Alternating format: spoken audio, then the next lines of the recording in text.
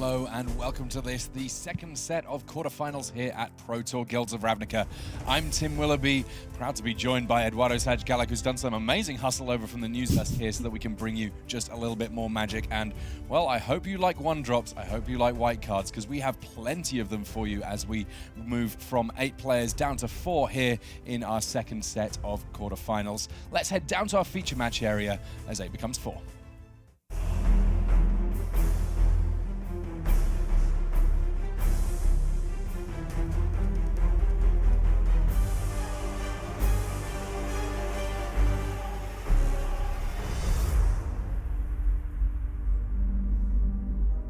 Hello and welcome to the second set of quarterfinals here at Pro Tour Guilds of Ravnica. Tim Willoughby and Eduardo Sajgalak to bring you all of the action here from what is some very aggressive white decks that we see in our feature match area as we hit the final stage of this competition. We're going to be kicking things off on our front table with 2 players who've been around the Pro Tour for quite a while between them. First up we have Michael Burnett. There you see him. This is a player who has been on the Pro Tour in some fashion or another for a very long time indeed. Now, his first Pro Tour, not even in this millennium.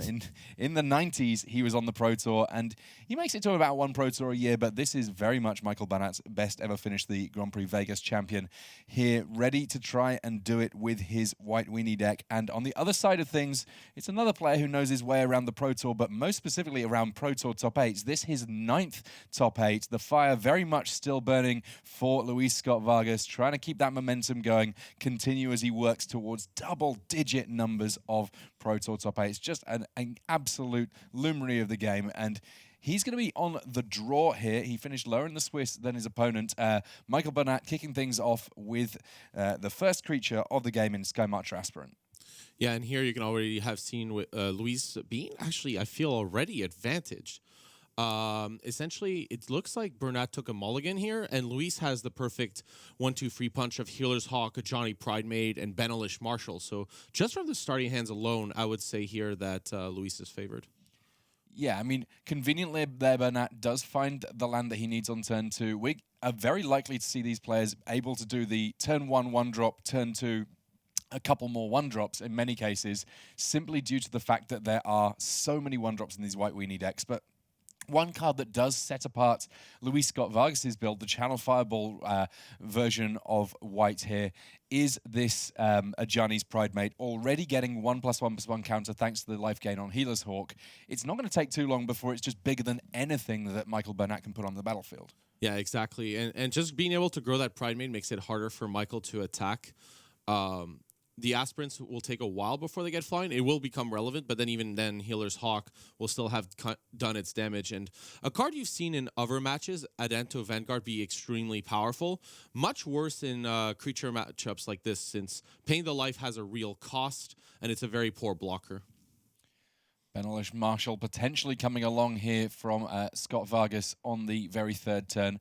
But a lot of good options, especially in these early turns for these white decks, because their curves are so incredibly low. Very, very easy for them to flood the battlefield. And it wouldn't surprise me at all if on this turn, Luis chose to do exactly that. Make sure that he's got lots of creatures on the battlefield. I think here, though, having a lot of creatures before Benelish Marshall makes a lot of sense. You know, you want to kind of go wide before you go tall. But with that second Benelish Marshall drawn, Luis can just play another one next turn along with that 1-drop and put a maximum amount of pressure while growing the Ajani's Pridemate to huge sizes. Yeah, that Ajani's Pridemate, currently a 5/5 with 2+1/+1 counters from the life gain that Luis has already experienced, plus the bonus from Benelish Marshall.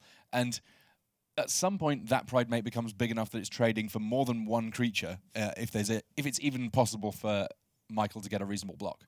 Yeah, the kind of nice thing now is that the Adanto Vanguard became a good blocker just because there's a potential 5/5 or even larger coming across, so you pay a maximum of 4 life. But yeah, here Luis just, yeah, you can just see this board is gigantic. And with Michael missing that 3rd land drop again, I think Luis is going to be very favored here. Yeah, the Linden Vanguard triggering, even though it's not attacking this turn, it still grows the Pridemate up in size. Yeah, Ajani's Pridemate, one of those cards that it's been popular with a lot of players for a very long time in terms of, life gain is a popular mechanic, but we've not seen it had success in standard really at any point in its career. So it's nice to see a chance for it to finally be able to do what it always threatened to, in this case, attacking in a Pro Tour top 8 for a colossal sum of damage. Michael Burnett there forced to block with the Danto Vanguard, pay some life to give it indestructible as the safest way of taking the minimum amount of damage from that attacker. Yeah, but yeah, you could just see this turn after turn, Luis getting more and more of an edge, and yeah, Michael Burnett deciding to pack it up after not drawing a land for the many free drops in hand. Yeah, I mean, that was a bit of a difficult situation for him. 3 drops in hand, not enough mana to play any of them. And when that's the kind of draws that you've got going on, it's understandable. Luis Scott-Vargas very much ahead in things. But our feature match area replete with talent in these quarterfinals. We do get a chance to jump across and see our other matchup. Jérémy Dezani, he's the player who's got a list that can most easily be described as Boros in the main deck. We'll get a chance to see that soon enough. But first, these messages. Looking for a challenge? Magic Online offers monthly limited and constructed events which lead to the yearly Magic Online Championship. Download Magic Online at mtgo.com and start earning the points you need to enter.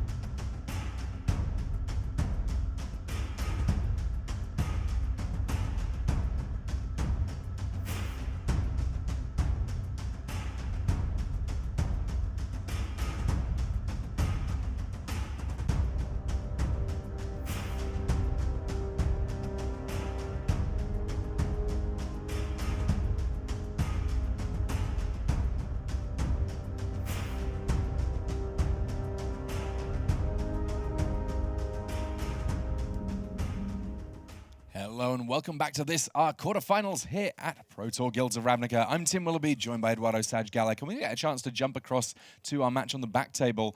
These lists that we have between Jérémy Dezani and Kasper Nielsen, a little bit different from what we saw on the front table, because here the red mana that's being used is actually in effect in game one. We have the likes of heroic reinforcements on both sides of the table, but on top of that, the likes of Aurelia, Exemplar of Justice as well. And the battlefield, well, we've had some carnage just as we joined the table. The life total is 6-2 here, and by the looks of things, Kasper Nielsen with enough threats on the battlefield that he could potentially close this out very quickly indeed here, Eduardo. Yeah, with the Aspirant having flying, there's really no way kind of for Jérémy to take this one down. He drew heroic reinforcements, but that's only going to be 4 damage, and it's that was a really interesting block there, whether to block with the soldier or not, since, well, by not blocking the soldier, then Kasper could decide to pay for the Vanguard or not and decide to lose. And it would have been lethal heroic reinforcements, but only if Kasper decides to sacrifice the bodyguard. So here I think Kasper just took this one down quite naturally. Yeah, Kasper, in his very first Pro Tour top 8, a number of players in this feature match area that this is their first time in the top 8. For Jérémy Dezani, though, he's been here once before. That was Pro Tour Theros. There he was playing mono blue, and there he took down the trophy. So he has a 100% conversion rate thus far in his Pro Tour top 8s. Obviously looking to work even better on that one, the French Platinum Pro. And in the time that it took, it's been kind of synchronized magic. It's likely going to work out that we have Luis Scott-Vargas and Michael Burnett able to start their game 2 first. Of course, just for you guys at home, so you know what's going on here, it works out that for the first 2 games of any of these matches in the top 8, they are being played unsideboarded. So at least for now, we're working with the main deck configurations. After the first 2 games have been completed, no matter how they've gone in terms of who's won and lost, that's when we start moving to those extra 15 cards on the sideboard, making small tweaks here.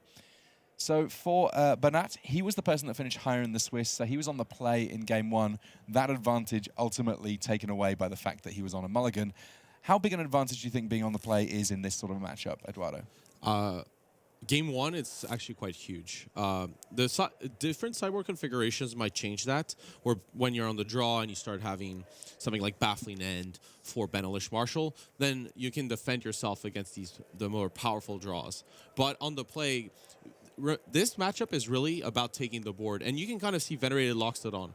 Because Venerated Loxodon, has Convoke and requires you to tap creatures, that means that you're taking a turn off attacking, which is okay. You're still being board-centric, but you don't need to be so offensive, so aggressive in the matchup. But tapping your creatures when you're on a defensive can really be a big liability. However, once you untap after a good Venerated Loxodon, you tend to be very far ahead. Venerated Loxodon, one of the key points of difference between these 2 decks that are being played in this quarterfinal matchup. Luis Scott-Vargas elected not to go for that one. He's got the Ajani's Pridemate that can potentially go large with an initial sort of cat package to help that out. But again, Michael Burnett is on a mulligan here, and that could prove very costly for him. Yeah. However, Burnett has, I think, the better version for the mirror. So it's very easy to get to Ascent, so Suburban Sentry, allowing you to stop early damage, plus acting as a free related in the game, and powering out these Venerated Loxodons, both 4-ofs. Burnett would have the edge in the mirror match, but with these mulligans, it can be quite a rough situation. Sky Marcher Aspirant coming along on turn 1 on one side of the battlefield. Legion's Landing, another way that Scott-Vargas can set up for a little bit of life gain early doors so that Ajani's Pridemate getting that much better. And the life gain, of course, not too shabby in a race either. Yeah. I mean, here, while the life gain is important, it does matter. It can matter quite a bit, but you saw that previous match, Dezani going to 1 because there's no reach, and these matchups are really about board. If you want to know which player is winning, look at the board. Unless the life total is very low and one player has a flyer and the other one doesn't, it tends to be whichever player has the largest board presence will tend to just take down the game. A natural evolution of kind of white weenie matchups over the history of the game. So on turn 2 here, 2 copies of Leonin Vanguard. That meaning that the life gain engine very much up and running for Luis Scott-Vargas, and he does have a Ajani's Pridemate next turn, which will be absolutely colossal if it works out he does not draw a 3rd land. If he does draw a 3rd land, he also has some pretty spicy ones that he can work with in terms of building up the size of everything on his board with the likes of Benelish Marshall. Yeah, and here Burnett, a little lower on cards, with the mulligan being on the play, is going to have to maximize the impact of this Venerated Loxodon. I do find it... We did talk about the life gain, and here it matters a bit more when it's from something like these Linen Vanguards. You don't have to attack to gain the life. So each turn, Luis is just gaining 2 incidental life no matter what, and that's going to matter. While gaining a life here and there sometimes doesn't matter, but when Luis just has a constant stream of life turn after turn, that's when it starts having an impact. And next turn, Luis, looking to potentially flip this Legion's Landing, I think is big game, with Burnett having Adento Vanguard and being in an aggressive, forced into an offensive position when it would be better to be potentially in a defensive one here. I think Luis has, again, an edge in this game, especially with that Pridemate that is going to grow to a gigantic size here, gaining 2 triggers plus this life link from the Vampire. That's going to be a 2-mana 5/5 in Standard. I'll take it. And in terms of his mana development, being able to transform that Legion's Landing into Adanta, the First Fortress, also potentially helpful there, even before he starts thinking about generating Vampire tokens, just meaning that he can more consistently cast those 3 drops that he has remaining in hand here.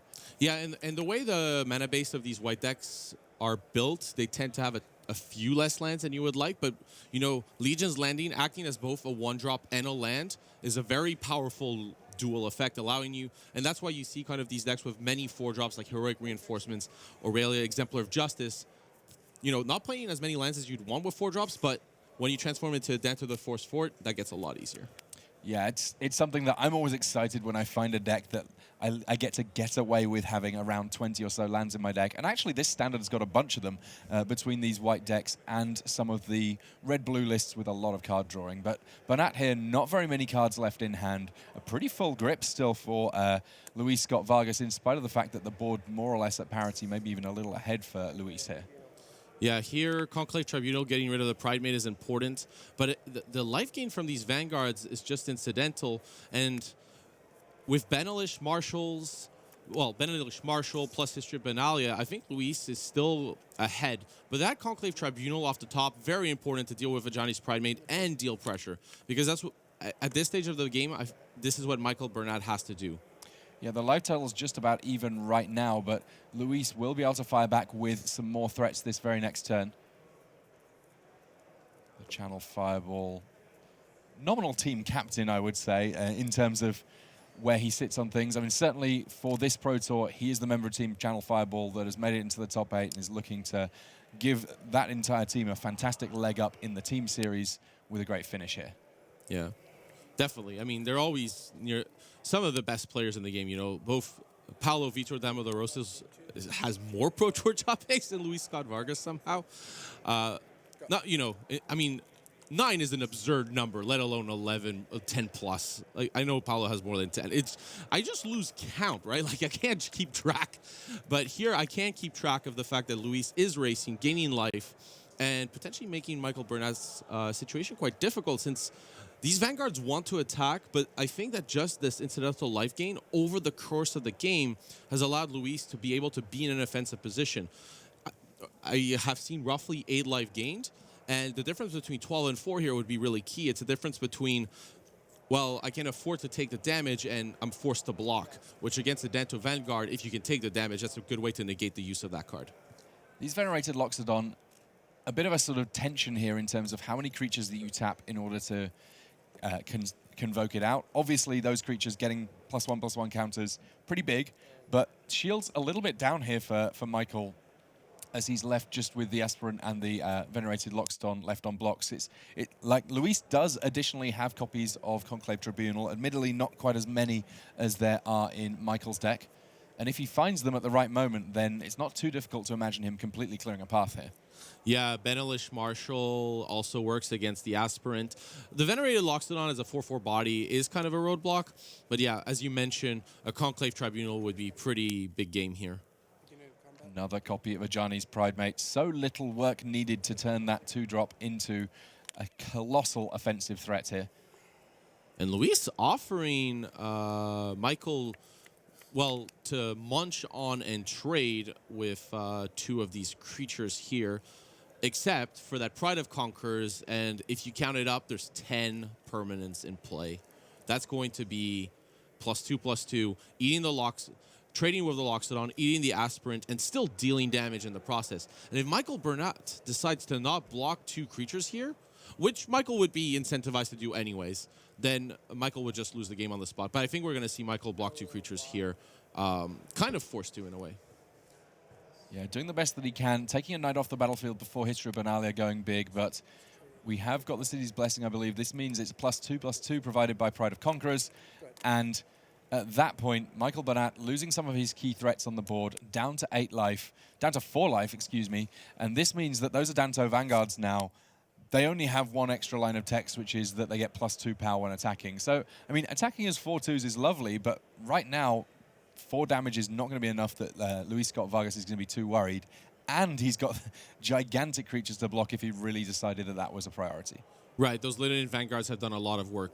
The Vampire was never going to be able to gain too much life since it trades too easily. But the Linen Vanguards, they don't need to do much. They just need to be around and be a team player to take it down. And yeah, Luis just compounding that advantage with the Vanguards, forcing an early Conclave Tribunal on the Ajani's Pride Mage, and Michael Burnett not able to leverage the Venerated Loxodon, being down a card and drawing a few too many lands here. Conclave Tribunal, again, the answer to Ajani's Pride Mate. But yeah, Michael Burnett just having to pass things back here. Yeah, and forced to chump this Knight token with Nadento Vanguard, and then a seemingly trade with Lillian and Vanguard, but then this Benelish Marshall means that with no cards in hand, Michael Burnett going to 1, Luis at 16, Michael no board, Luis a huge board. We're going to go to a game free. Yeah, it's been an unfortunate set of mulligans for Michael Burnett, compounded by the fact that Luis has just been drawing fire every single turn here, getting it done there, advancing to 2-0. We'll get a chance to see some more of Luis Scott-Vargas aiming to make it a clean 3-0 sweep in the quarterfinals here of Pro Tour Guilds of Ravnica soon enough. But first, we're going to get a proper look at what's going on the other match in our feature match area. We didn't really get to see a whole lot of Jérémy Dezani and Kasper Nielsen in their game 1. It worked out, it was almost synchronized magic that we had for the game 1s of our quarterfinals. But we're going to get a chance to jump in now and see how Dezani fights back in game 2, having lost game 1 to Kasper Nielsen. Sounds like he's on a mulligan to 6, though. So Kasper here, he will be on the draw in this second game. And Hunted Witness, this is a card that really sets apart the Haruya sword build of red, white, or white weenie, depending on how you look at it, from many of the other builds that we see in the room. Yeah, it's a hybrid card, essentially good in the tokens mirror, allowing you to have 2 tokens in 1 card, as well as useful against something like Jeskai control, kind of protecting you versus a Deafening Clarion. And yeah, that Goblin Instigator, also kind of a piece of technology to kind of go wide in these token mirrors and leverage heroic reinforcements. Yeah, I mean, if it works out that Jérémy Dezani can cleanly curve up to a heroic reinforcements here, just having lots of creatures on the battlefield means that those reinforcements all the more impressive. Sacred Foundry on turn 3 here. Yes, it costs him a little bit of life, but Dezani, using all of that mana to be able to play a History of Benalia, continues to gum up the battlefield. And each of these players, at least in this stage of the game, it's about building their forces. They're not necessarily swinging through for lots of damage just yet. Yeah, and Kasper Nielsen with Knight of Grace. Knight of Grace, maybe not so great when you're on the play, but on defense, First Strike is a very key ability. Although this attack here is kind of an interesting one, but with that Dauntless Bodyguard protecting the Knight of Grace, I think Jérémy's just going to take 2 here. But I think Jérémy's going to be happy that that Knight of Grace is off blocking duty so that Jérémy can swing back for a ton of damage. So the Knight of Grace is very good on offense, but on defense. But on offense, I think at this early stage of the game, it's better there. Jérémy decided to block with Hunted Witness in order to convert it into a light flanking soldier. And I guess that it's almost a strict upgrade, the soldier token, compared to the real card, if you see what I mean. And it's going to be very straightforward for Dezani to get up to the City's Blessing here for his Sky Marcher Aspirant. Look at how many permanents already on the battlefield for him here. Yeah, and Kasper Nielsen, the attack with the Knight of Grace makes more sense, right? You play the second one, your defenses are still up, you don't leave both behind. So yeah, that attack makes sense. If you can get some damage in, that's kind of nice. You know, once the life totals are low, players are forced to focus less on board position and more on survival. So if you can get one of the players in a survival mode, they can go into blocks that they do not want to do, and that's a good position to be in. Dezani, not with many cards in hand, deciding to vomit them essentially all over the board, but with a heroic reinforcements in hand. So at this point, again, that lovely position of land or spell is good. Now, for this exact matchup, these players, they have deck lists. They've got a sense of what potential responses each player might have. There's not a strong disincentive to get lots of creatures on the battlefield, right? Yeah, I mean, you just want to go over the board, but I see something that is kind of tragic. Mountain and Benelish Marshall are kind of an anti-synergistic combo. And, you know, it's a cost. Once you're playing a lot more red spells in the main deck, both players on 2 Aurelia, Exemplar of Justice, you know, basic Mountain, not exactly a card that helps cast Benelish Marshall. And Jérémy Dezani, you know, has more Mountains in the deck and went, no, we can't cast Benelish Marshall. We have to cut this card from our deck. It would be a card they run, but they just decide, look, we'd rather have red mana for Goblin Instigator, Boros Challenger, and just go, the triple white card is just not a realistic call. Yeah, that is the only Mountain in Kasper Nielsen's deck, so he didn't want to go too far down the red path, but the one Mountain that he drew certainly hurting him here. And I guess it's kind of a disciplined choice from Team Haruya Sword, because they are sacrificing quite a lot of power by not having Benelish Marshall on hand. Yeah, Benelish Marshall is an excellent card. And yeah, you see here Kasper Nielsen attacking to flip that Adana to the first fort in order to get that extra white source, which is going to allow Jérémy to make some profitable blocks in the process. But you have to unlock the power of these two Benelish Marshalls and the upcoming heroic reinforcements. So Kasper in a situation here of having to attack, and Jérémy's going to try. This is a spot for Jérémy to capitalize on converting some let's say secondary power creatures for higher ones. For example, that Dauntless Bodyguard, getting that off the field, pretty important in my view. However, Jérémy has heroic reinforcements in hand, so every token lost is potentially damage lost. So Jérémy's going to carefully consider here what the blocks are going to be. It's very easy to have a knight on the vampire token, since that's kind of a free block. But yeah, considering as well what to trade for the Knight of Grace here. I mean, something I think that we're going to have to get used to in this top 8 is some boards with more permanence on than maybe we've been used to in Pro Tours, especially recently.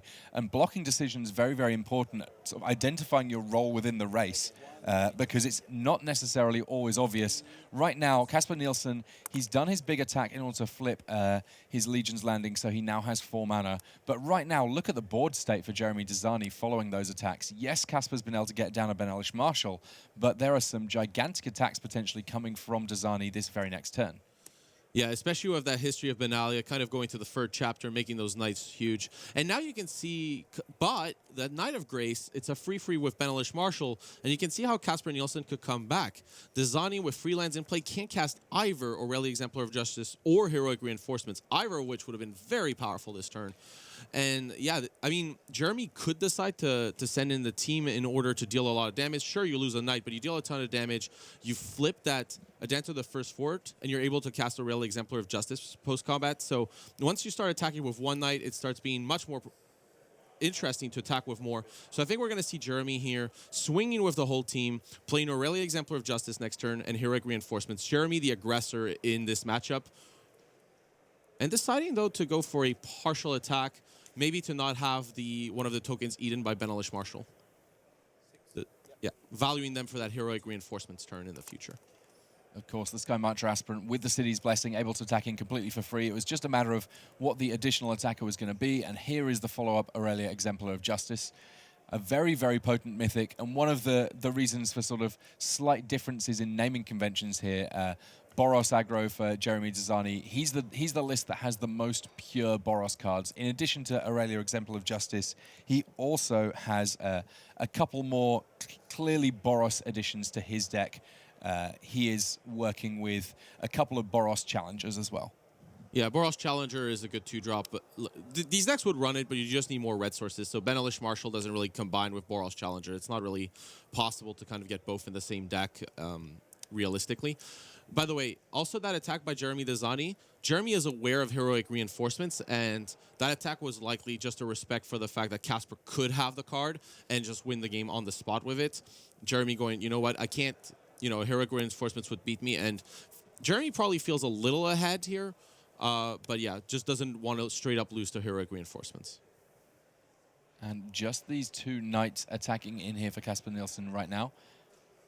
Each of these attacks, I kind of like, it forces Jérémy to either allow his life to go low, meaning that future Heroic Reinforcements become powerful, or it whittles down the overall potency of Jérémy's board.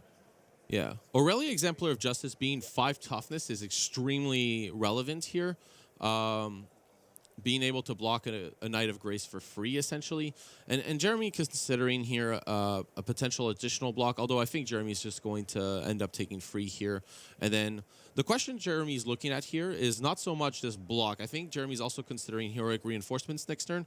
Since it's the card in his hand, it works with a 4 mana in play, and he's just going to consider how that attack's going to look. And essentially that's why you see Jérémy doing the kind of natural block, not blocking the Knight of Grace for free and then combining that with just taking the damage here.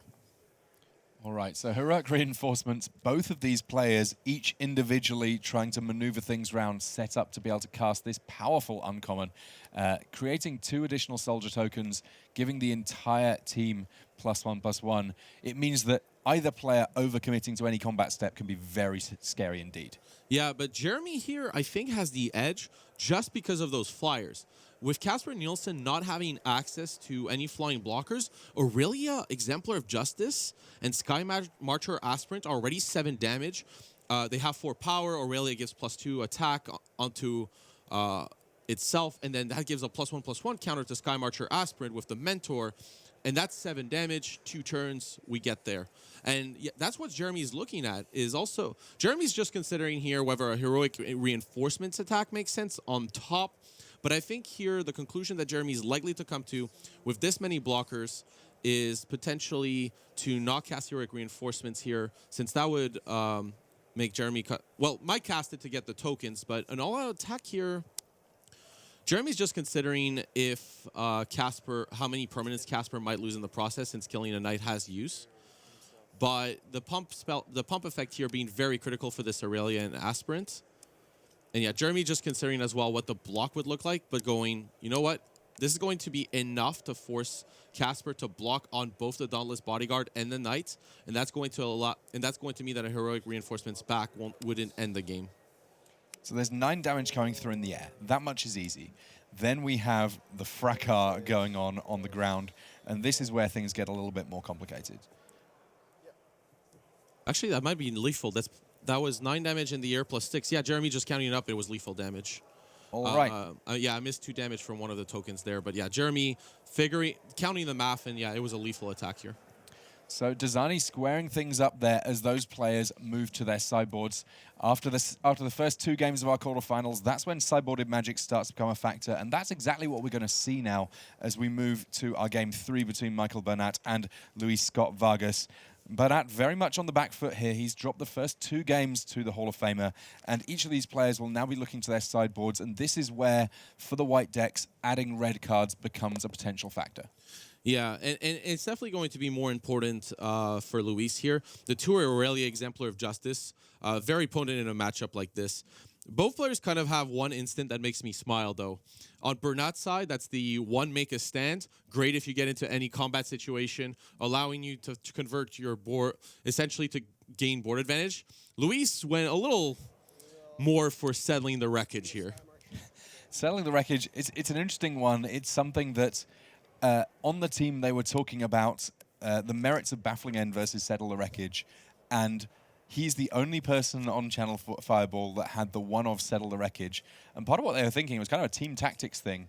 If he plays against someone and uses Settle the Wreckage against them, and then they or anyone on their team plays against anyone on Channel Fireball, maybe they'll think, well, I have to play around Settle the Wreckage now. So you're getting maximum value out of the one-off. Like, you're basically replicating the impact of a one-off across 6 players. I think that's the highest value I've seen.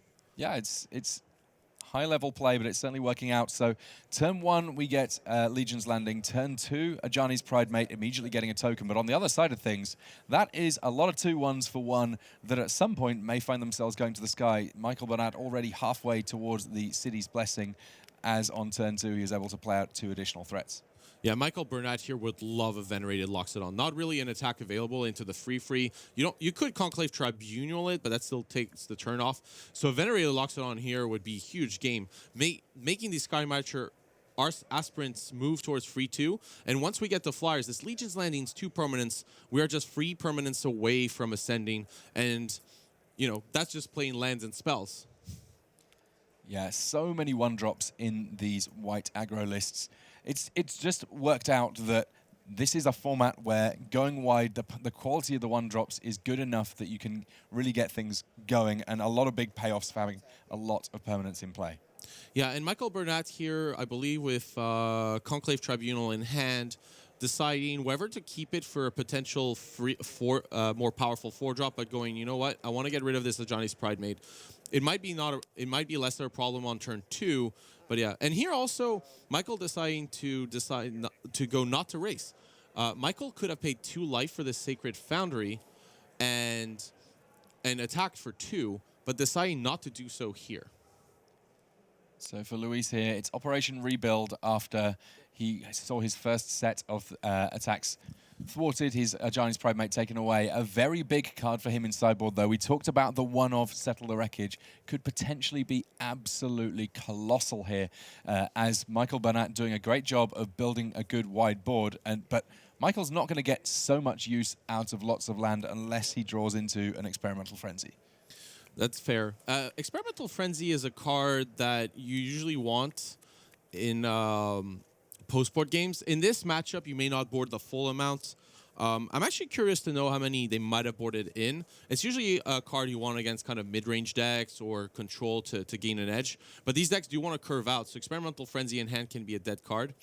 But yeah, here, Michael, this is the kind of disadvantage of having open deck lists with a card like Settle the Wreckage in the sideboard. Michael Burnett is going to be very aware of that card, especially when Luis passes up with 4 mana open. And I think with Michael being quite ahead here, we'll probably do partial attacks, not really attack with the whole board, but maybe just 1 or 2 creatures until the Settle's played, and then go really to town. And of course, the other thing that happens when you have just a singleton in your sideboard is you get maximum tilt value if your opponent sees you play it to maximum effect against them. I mean, how much is it worth it playing around a one-of in the sideboard? Is it something that Michael Burnett can afford to halt some of his offensive threats for?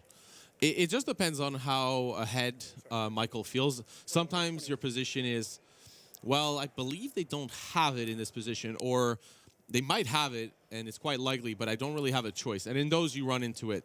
But with Michael being, I feel, ahead, we'll probably try to play around Settle the Wreckage with Luis at a low life total, Michael with access to roughly more effects in hand. I think here we're going to see Michael playing around the Settle the Wreckage and maybe attack with 1 or 2 aspirants rather than the full team. Well, we can see there that Burnett, with some of his higher cost spells in hand, Ajani, Adversary of Tyrants, able to pump up the team, potentially help rebuild for creatures in the graveyard. Venerated Loxodon, well, that just makes everybody massive. Let's see what he's going to go for here. Oh, Looks wow. like Ajani. Michael could have a really big turn here. Michael could go for Ajani, returning Healer's Hawk, Venerated Loxodon on the whole team, and at that point, it becomes trivially easy to play around a card like Settle the Wreckage, protects the Ajani for that 1 turn, and Luis can't tap out for Conclave Tribunal to remove the Loxodon and kill the Ajani, since the swing back would be for exactly 13 if the Loxodon was removed. So I think at this point, Michael's got quite a stronghold on this game with that huge swing turn. Ajani returning Healer's Hawk, Venerated Loxodon giving the full value. I mean, such an efficient turn for Michael Burnett. He's used every card in his hand, and he's essentially played, what, 10 mana's worth of cards for 4 mana. That sounds great. Can I sign up? Yeah, absolutely. It looks like Michael Burnett's pyramid scheme working very, very nicely. We've already got our first subscriber. Anyone else in the chat that's looking to get involved with that one, for the low cost of Ajani, you can potentially get it all going. Yeah, and here Luis forced to keep the Settle the Wreckage up just to essentially not die on a swing. Once Luis goes below 4 mana, Michael just knows that Settle's not castable and will go for a large attack. So here you see this, again, that partial attack. Luis going to wait a turn. I think Luis is so far behind that Luis kind of has to go for a Hail Mary play of hoping that Michael decides to just run all the creatures out. But what's most likely going to happen here, Michael is going to pump again 2 flying creatures with the Ajani, move the board state into a position where Luis is forced to settle or lose the game, essentially. And then Michael just untaps and gets in with the other 2 flyers. So I think Michael in 2 turns will take this one down, even against Settle the Wreckage. Yeah, Luis Hollywooding as best he could there to try and represent, I'm just flooded. I'm playing a land every turn. I'm playing threats out my hand. I've got 1 card left. Yeah, you can even attack with just 1 threat. It's a 5/4. It's good enough to get there. Yep, and Luis decided to pack it up. I like him not even showing the settle there, leaving at least some sort of question mark for future games, because 3 games down, but in our quarterfinals, we're not a best of 3, we're at best of 5. If it was best of 3, Luis would already be, you know, having a nice little lunch and planning what he's going to be doing for the next round. Michael Burnett still has the potential to pull things back, picking up his first game win. He's going to have to win 2 on the bounce if he's able to make it through to the semi-finals. There's still the potential for that. But before that, we're going to get a chance to see our post-sideboard games on the other side of the bracket between Kasper Nielsen and Jérémy Dezani. Each of these guys now having gone to their sideboards with the full red-white package. These guys much more heavily Boros than what we saw on the front tables. Yeah. Man, that Sacred Foundry art brings me back so far. Yeah, Sacred Foundry, I know a lot of players were very excited to see coming back. I mean, it's one of the things that we were kind of all hoping and dreaming for when we announced that we were heading back to Ravnica on Guilds of Ravnica, and no disappointment there. We get to have, I'm not even going to say ambitious mana bases, just better mana bases. And the way that they play with buddy lands, especially like the Cliff Drop Retreat you see there, just means that you can consistently cast any number of great spells very, very easily. Tecatli Honor Guard coming in for Kasper Nielsen here. That means that coming to play ability is not going to do too much, but it doesn't feel to me like there are loads of them in this particular matchup. It's more just a matter of it's a 1/3 that's good at holding the ground. Yeah, it's a 1/3 that's good at holding the ground. Jérémy's Goblin Instigators can be a slight issue in certain games, and you see it there, and it's definitely an upgrade to Adanto Vanguard, a card you really do not usually want in these mirrors, since trading a token for 5 life is fine in some spots, but not always. And I like shaving some, if not all, the Adanto Vanguard. So that's why you see the Honor Guard coming in. Kind of both sideboards, not a ton of stuff to bring in. Really a Johnny Adversary of Tyrants, 2 Baffling End from Kasper Nielsen's side, along with a Lyra Dawnbringer. Now that's something to go over the top. Yeah, almost feeling more like Boros Angels once you have Lyra in the mix as well. What about Aurelia and Lyra? Give that Angel Tribal. Yeah, we will allow it. If it happens, it will certainly be something that we will make sure to catch on camera here. Small attacks coming in from Kasper Nielsen there with his Knight. The History of Benalia already dealt with Conclave Tribunal. But here comes Skymarcher Aspirant, and because it costs 1, you can convoke with it immediately, and it's effectively free.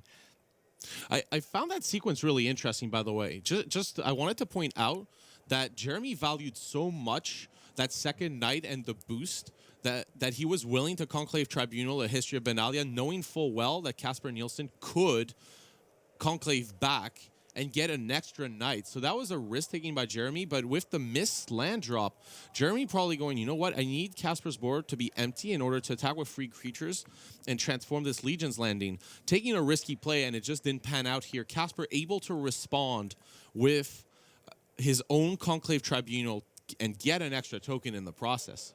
Yeah, you have Dezani here with a lot of expensive cards in hand. The Goblin Instigator, one of the cards that you can cast most easily, but it not looking too exciting in the face of Tecatli Honor Guard.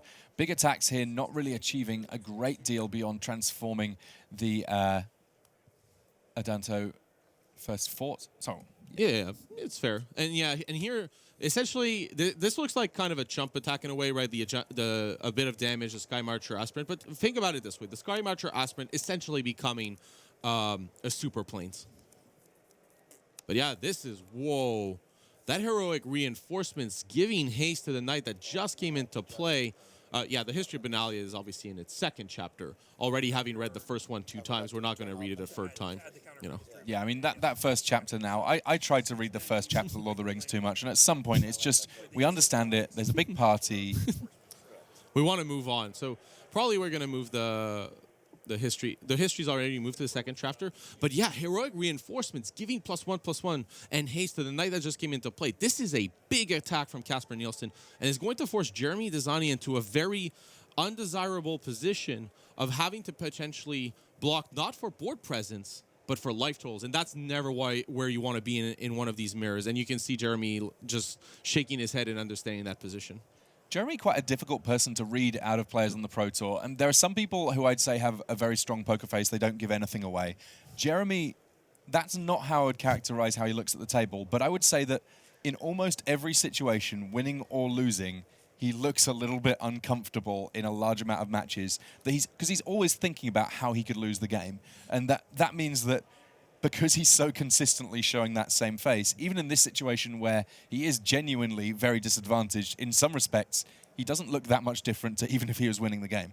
Yeah, and that's a poker face is just that you don't change too much your attitude over time, depending on the situation. So you could be stoic, but there are other alternatives here. Counting the damage here while we look at the history of Benalia, this is 3, 6, 7, 8, 11, 12, 13, 14, 15, 16, 17. So this isn't lethal damage. Oh, and okay, history of Benalia essentially... Okay, that was what the judge call was about, was whether this history of Benalia knight would come in, and it seems the answer is yes. We're going for 20 damage attack. Okay, blockers incoming.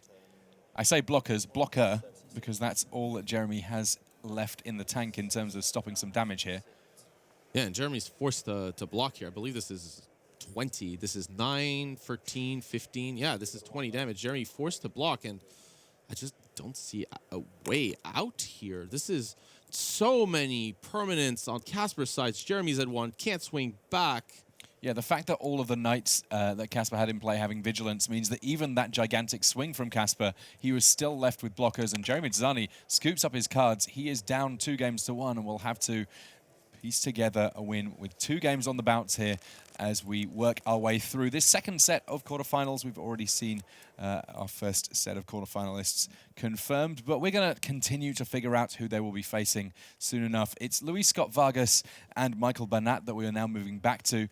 These guys, they've already played 3 games. Luis picking up both of the pre-sideboard games, though he did fall in game 3. So the score is currently 2 games to Luis, 1 game to Michael Burnett. If Luis can win either of the next 2, he's on easy street straight through to the semi-finals. Otherwise, if Michael can run them off, it will be him that is in the final 4. Yeah, Luis winning the 2 pre-board games. It's going to be hard to win 2 games on the draw, but I really like, again, I really like Michael Burnett's deck in the mirror match with the 4 Snubborn Sentries and the 4 Loxodons. But the Loxodons are a lot more of a liability on the draw. So we're going to see here if Michael Burnett can build a board before Luis can run him out. So Luis here on a mulligan to 6, kicking things off with a Sky Marcher aspirant. Michael Burnett here, just the 1 land in hand. And this is a hand that he's elected to be able to keep here. And it's a really interesting one because while the converted mana costs look very high, there's a lot of Convoke going on here. And so if he's able to string together 1-drops, find a land somewhere in the mix, it could work out that this hand from Michael Burnett ends up feeling very explosive indeed. The issue with Burnett's hand is that it needs both lands and spells, while Luis's hand, even though it's stuck at 1 land, can at least operate. Something like Legion's Landing plus Dauntless Bodyguard will be able to get Luis up to 2 mana, and with another land easily up to 3 for that Benelish Marshal and maybe Aurelia Exemplar of Justice. So I kind of like Luis here. I also love the 2 tokens, Luis at his best and at his worst. Either an elemental, Pyromancer Elemental or just an insect. All right, so Luis here doesn't look like he's found the land naturally off the top, but he's still able to develop his board. I mean, something about these white decks, so many 1-drops that keeping 1 land hands is, as we can see here for both of these players, something that can perfectly reasonably be considered. And with that Legion's Landing in play, 3 creatures, you can see why Luis, they're pumping the brakes on attacks this turn. He wants to make sure he can transform Legion's Landing on the next. Exactly. And is Legion's Landing, you just see the power of that card here for both players. It's going to act as this apparently second land of the game for Ivor, and that's going to be very important. And you can see here Michael Burnett deciding to attack with the Vampire token. While Michael Burnett does need that token to flip the Legion's Landing, he knows that Luis needs all those creatures more, and that's a free attack, that's a free life point. Michael Burnett could have decided to block, but also really needs that Legion's Landing to transform, so that's why you see that attack. And we here see Luis continuing to develop his board of 1-drops and transform Legion's Landing. I think he can even, if he wants to here, cast another Legion's Landing, potentially get a token that way, or indeed a Dauntless Bodyguard. It seems like Legion's Landing is going to be, since the 1/1 body works very well against something like a Sky Marcher Aspirant, you want to keep the Dauntless Bodyguard to be on the offensive or defending card on Luis's side. So here, I think with Michael missing another land drop, Luis is very, very far ahead at this point. We are going to be able to start to see Conclave Tribunal convoked out. Bizarre as that may seem, Worth noting as well that Luis not actually that far off getting the City's Blessing here. Impressive considering the number of land drops that have been missed in this fourth game. That he will, in principle, be able to make his Sky Marcher aspirants fly, and whoever gets to do that first in potentially a great situation. Yeah, and here Luis able to pick off potentially that Sky Marcher aspirant, but decides not to, looking to instead be on the offensive. By drawing a land, Luis would be able to slam down a Benelish Marshal, and there, with that Marshal in hand is big game in this situation. Also, a land plus Marshal would mean that both of his aspirants had flying. He would get up to City's Blessing levels there. You can see Michael Burnett just counting the number of permanents on the other side of the battlefield pretty carefully. Yeah, Legion's Landing being 2 permanents is always quite... It reminds me in a very strange way of Fraben Inspector. You know, this one drop that seems very innocent but is anything but. Like, we've seen already a lot of these games come down to just... I have to transform this Adanto, this Legion's Landing into Adanto the First Forward, and the power of that card acting as a split 1-drop and land really being enabled in these white decks. As things stand, City's Blessing being achieved here simply by playing 2 more 1-drops. If ever you were looking for a format where casting 1 mana spells was good, it turns out that it's not just Legacy, it's not just Vintage, where playing things that have low mana costs can be good. In Standard, we get our little moments as well. Admittedly, the power level here maybe not quite the same as one might see in Legacy or Vintage, but, it all kind of works out here. Luis Scott-Vargas getting some big attacks in, his Sky Marcher aspirants flying over the other ones, content to offer a trade with a Sky Marcher aspirant on the ground. Yeah, likely we're going to see the Sky Marcher aspirant go for the Linen Vanguard unless the Dauntless Bodyguard protected it.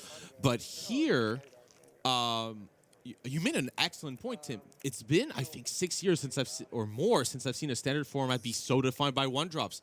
All the decks apart from the Jeskai control decks, the decks in the top 8 are defined by these 1-drop spells. Goblin Electromancer and the 2-drop cantrips really becoming 1, and these wide aggressive decks have a ton of 1-drops convoke.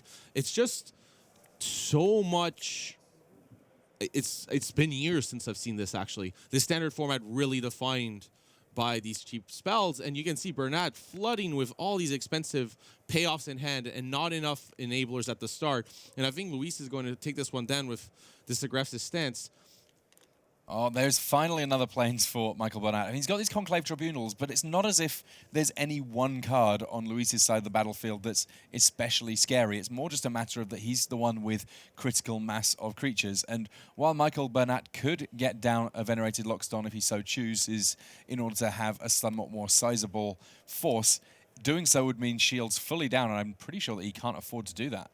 Yeah, and here the flyers are going to be what matters. That Healer's Hawk able to trade with a Sky Marcher aspirant, and Michael Burnett hoping Luis doesn't draw a land, since Michael is probably quite aware that Luis is very likely to have a Benelish Marshal, and a land would put Luis extremely far ahead, capable of pushing through the flying defenses of Michael, plus going for the board.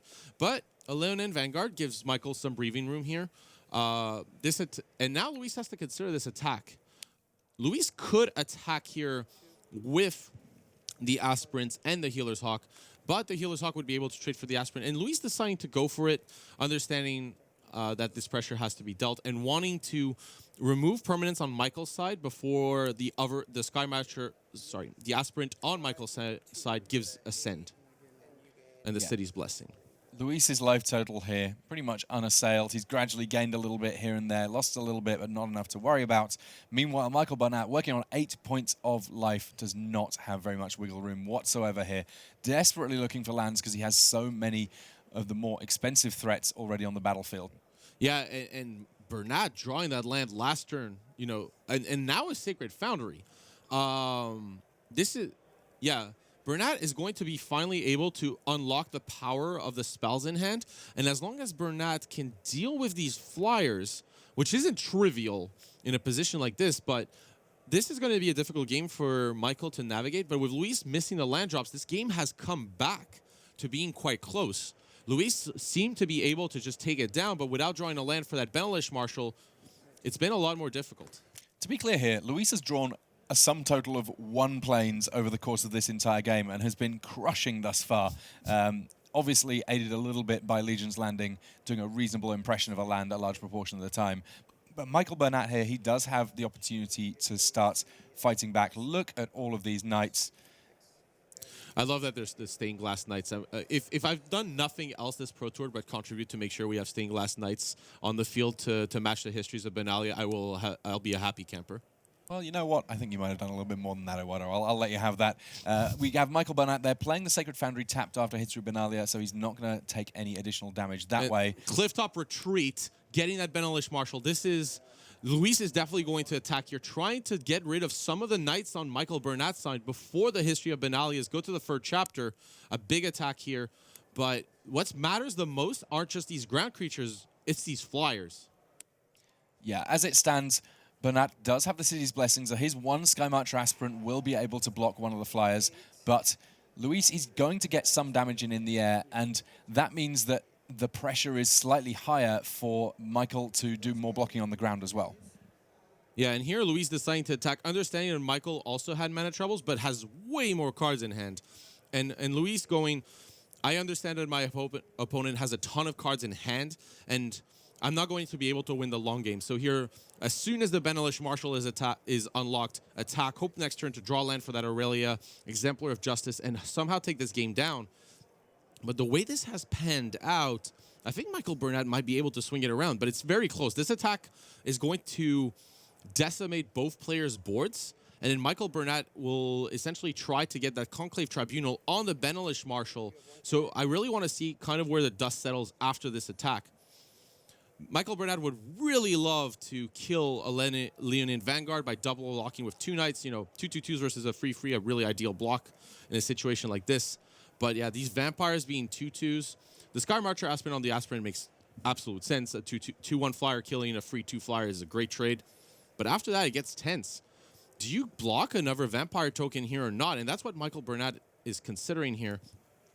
Healer's Hawk is coming in for 2 at the very least, so Michael Burnett would go to 6. Michael understands that his position in this matchup is certainly not as the aggressor between those Leonin Vanguards and the Healer's Hawk and the lifelink creatures of Luis.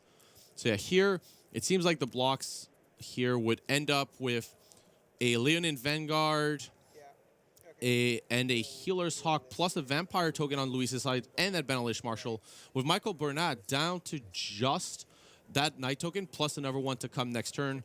But not too much damage here and maybe able to rebuild. Luis has also gained a fair amount of life here. Now, obviously, it's not like you score extra points for winning at above 20, for winning at above 30, whatever it may be. But the life totals being 5 to 27, Michael Burnett can put all thoughts of meaningful attacking out of his mind for a little bit here, because beyond the fact that he's got some vigilance on some of his knights, essentially, he has to be in full defense mode. Yeah, and here, I think that was quite a big draw for Michael. That was a baffling end. Now, the question is, the Baffling End is quite of a nice answer to Benelish Marshal. It's cheaper than Conclave Tribunal when your creature's being tapped. It has a large cost. But the question is, can Michael Burnett do more? And I think with the way his hand was set up, not really. There's a Baffling End there, and there's 2 Venerated Loxodons. The Venerated Loxodons are going to cost a lot to come down. So here, the most that Michael Burnett can play is both that Tribunal and that Baffling End. But there's a very honest question as to whether you want to play more than one spell this turn. So this is a difficult position for Michael Burnett. Obviously, the attack here, relatively free. But since Luis is not going to put the Benelish Marshal against 2/2 Knight. But yeah, here, Michael Burnett going to definitely remove this Benelish Marshal. And then it's going to be a question of whether Luis can go through the finish line. But with a land in Aurelia, that is very likely. Now, the thing is, Luis otherwise draws a spell, and that's also a bad spot for Michael. So I think Luis still ahead because Michael's hand is so clunky here. Yeah, we know that there's Aurelia, Exemplar of Justice in hand for Luis Scott-Vargas. He will need to find a land if he wants to play it. I mean, finding land is something that he's not been great at this game, but you don't need to be great at finding land if you're great at winning games anyway. And right now, Luis Scott-Vargas life total so high. Even this little chip in for a single point here, it all counts. The difference between 5 and 4, pretty relevant here because it means that future Aurelia attacks can just get things done. Yeah, and Luis here deciding to attack with a Vanguard, essentially being pretty happy trading with a Knight token here. I think Michael Burnett kind of forced to trade here. Luis being the aggressor, that Vanguard might as well be just a permanent 2/2. And yeah, it's just going to be, can Michael Burnett deploy the threats? With Luis drawing a Legion's Landing, kind of a low impact card here, but an Aurelia would make the Healer's Hawk a 3-1, and that would be enough to get over the top, since then Michael Burnett would be forced to have a blocker for the other vampires in play, deal with Aurelia, and still deal with Healer's Hawk at 1 life, potentially. So Michael in a difficult spot here. Yeah, Michael, his attack this turn, pretty free. His knight improved somewhat by the final act of the History of Benalia. It's just going to be a matter of what he can do to follow up here. I believe that he has found himself another land, so he's finally going to be at a point where there is a reasonable chance that he can play a Venerated Lockstone without it hurting him too much, potentially even go spell. Yeah, here, with a land that's 5, so we're looking at it. The problem is we still are locked to a single spell a turn from Michael Burnett's side. We can't. There's not even really the option to make a vampire token plus another play. So really, even though Burnett has 5 mana, only 1 spell can be cast here, and that's putting Burnett in a really difficult spot, because dealing with the Healer's Hawk might have to be the priority. I think here we might see Michael deciding to get rid of the Healer's Hawk, which is not a good position to be in. Deciding to pass, and that a 1/1 vampire token is the line to go.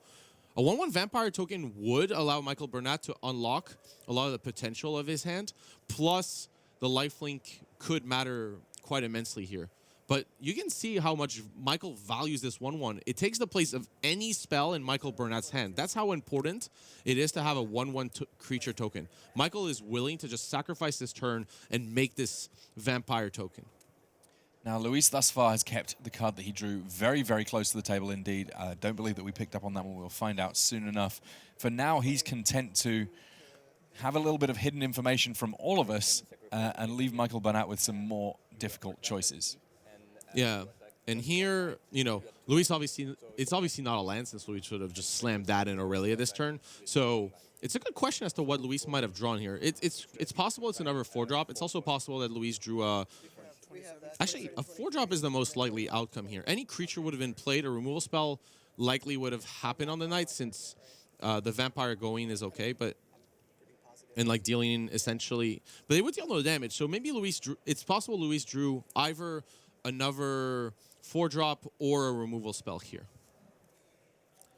But yeah, here, again, that turn with the Knight I thought was extremely interesting. But Burnett drawing another Venerated Lockstone. It's already been clogged, and those 2 Venerated Lockstones have been clogged in the hand since the start of this game, and they just keep... And drawing another one is certainly not where Michael wants to be. So a double block here from Vampires on the vampire created by Michael Burnett. Yeah, and by the way, we see what Luis drew. Uh-oh. Turns out that multiple copies of that particular Legendary Angel, not especially exciting on this board state. I think they're exciting if we can get a land, since after that, Luis's Aurelia might be killed, but then Luis can take over. And again, Michael deciding to pass, valuing that 1/1 vampire, but with a land, Luis slamming down Aurelia, making this Healer's Hawk lethal, essentially with a 2 attack, and I think that's going to be game, unless we've missed something from Michael's hand. +2 and trample. Sorry, +2 and vigilance on this white creature attacking in here. Michael Burnett surveying what he's got going on. Not too many instant speed ways of interacting. It seems like the life totals were not updated there. The vampire attack would have put Michael to 4. So this attack was for free indeed, rather than 2. But yeah, Michael still has a turn, but Luis has a huge advantage. And with that Aurelia in hand, Michael's going to be first to remove the Aurelia. And it's a question, can Michael remove both the Aurelia and the Healer's Hawk this turn, block the vampire in play, and deal with the next Aurelia, Exemplar of Justice, as well? I mean, is that almost a psychic level of play, though? I mean, if you're not expecting another Aurelia, then do you feel the need to work that way? I mean, I guess that there's 2 flyers. You need to deal with 2 flyers. So maybe this all does work out for Michael Burnett, but he's going to have to expend a lot this turn in order to be able to just stay alive for another turn. Yeah, I mean, it goes back to just the primal fear, right? It's like, okay, I'm trying to play around cards, but when you're at 1 life facing a gigantic flying angel, like okay, I just have to deal with this angel. You can't even consider what the cards are in Luis's hand at this point, although it is important from, to understand what they may be. Michael Burnett kind of in a forced turn here, Conclave Tribunal on Aurelia, and then just considering here what the attack might be, but for sure going to Baffling End this Healer's Hawk post-combat. And yeah, attack with a vampire here. Luis only has a second Aurelia Exemplar of Justice. It's very Michael Burnett probably just going, you know what? I mean, I can't play around that card anyways, and not considering it to be in Luis's hand. But then again, there's not much that Michael can do.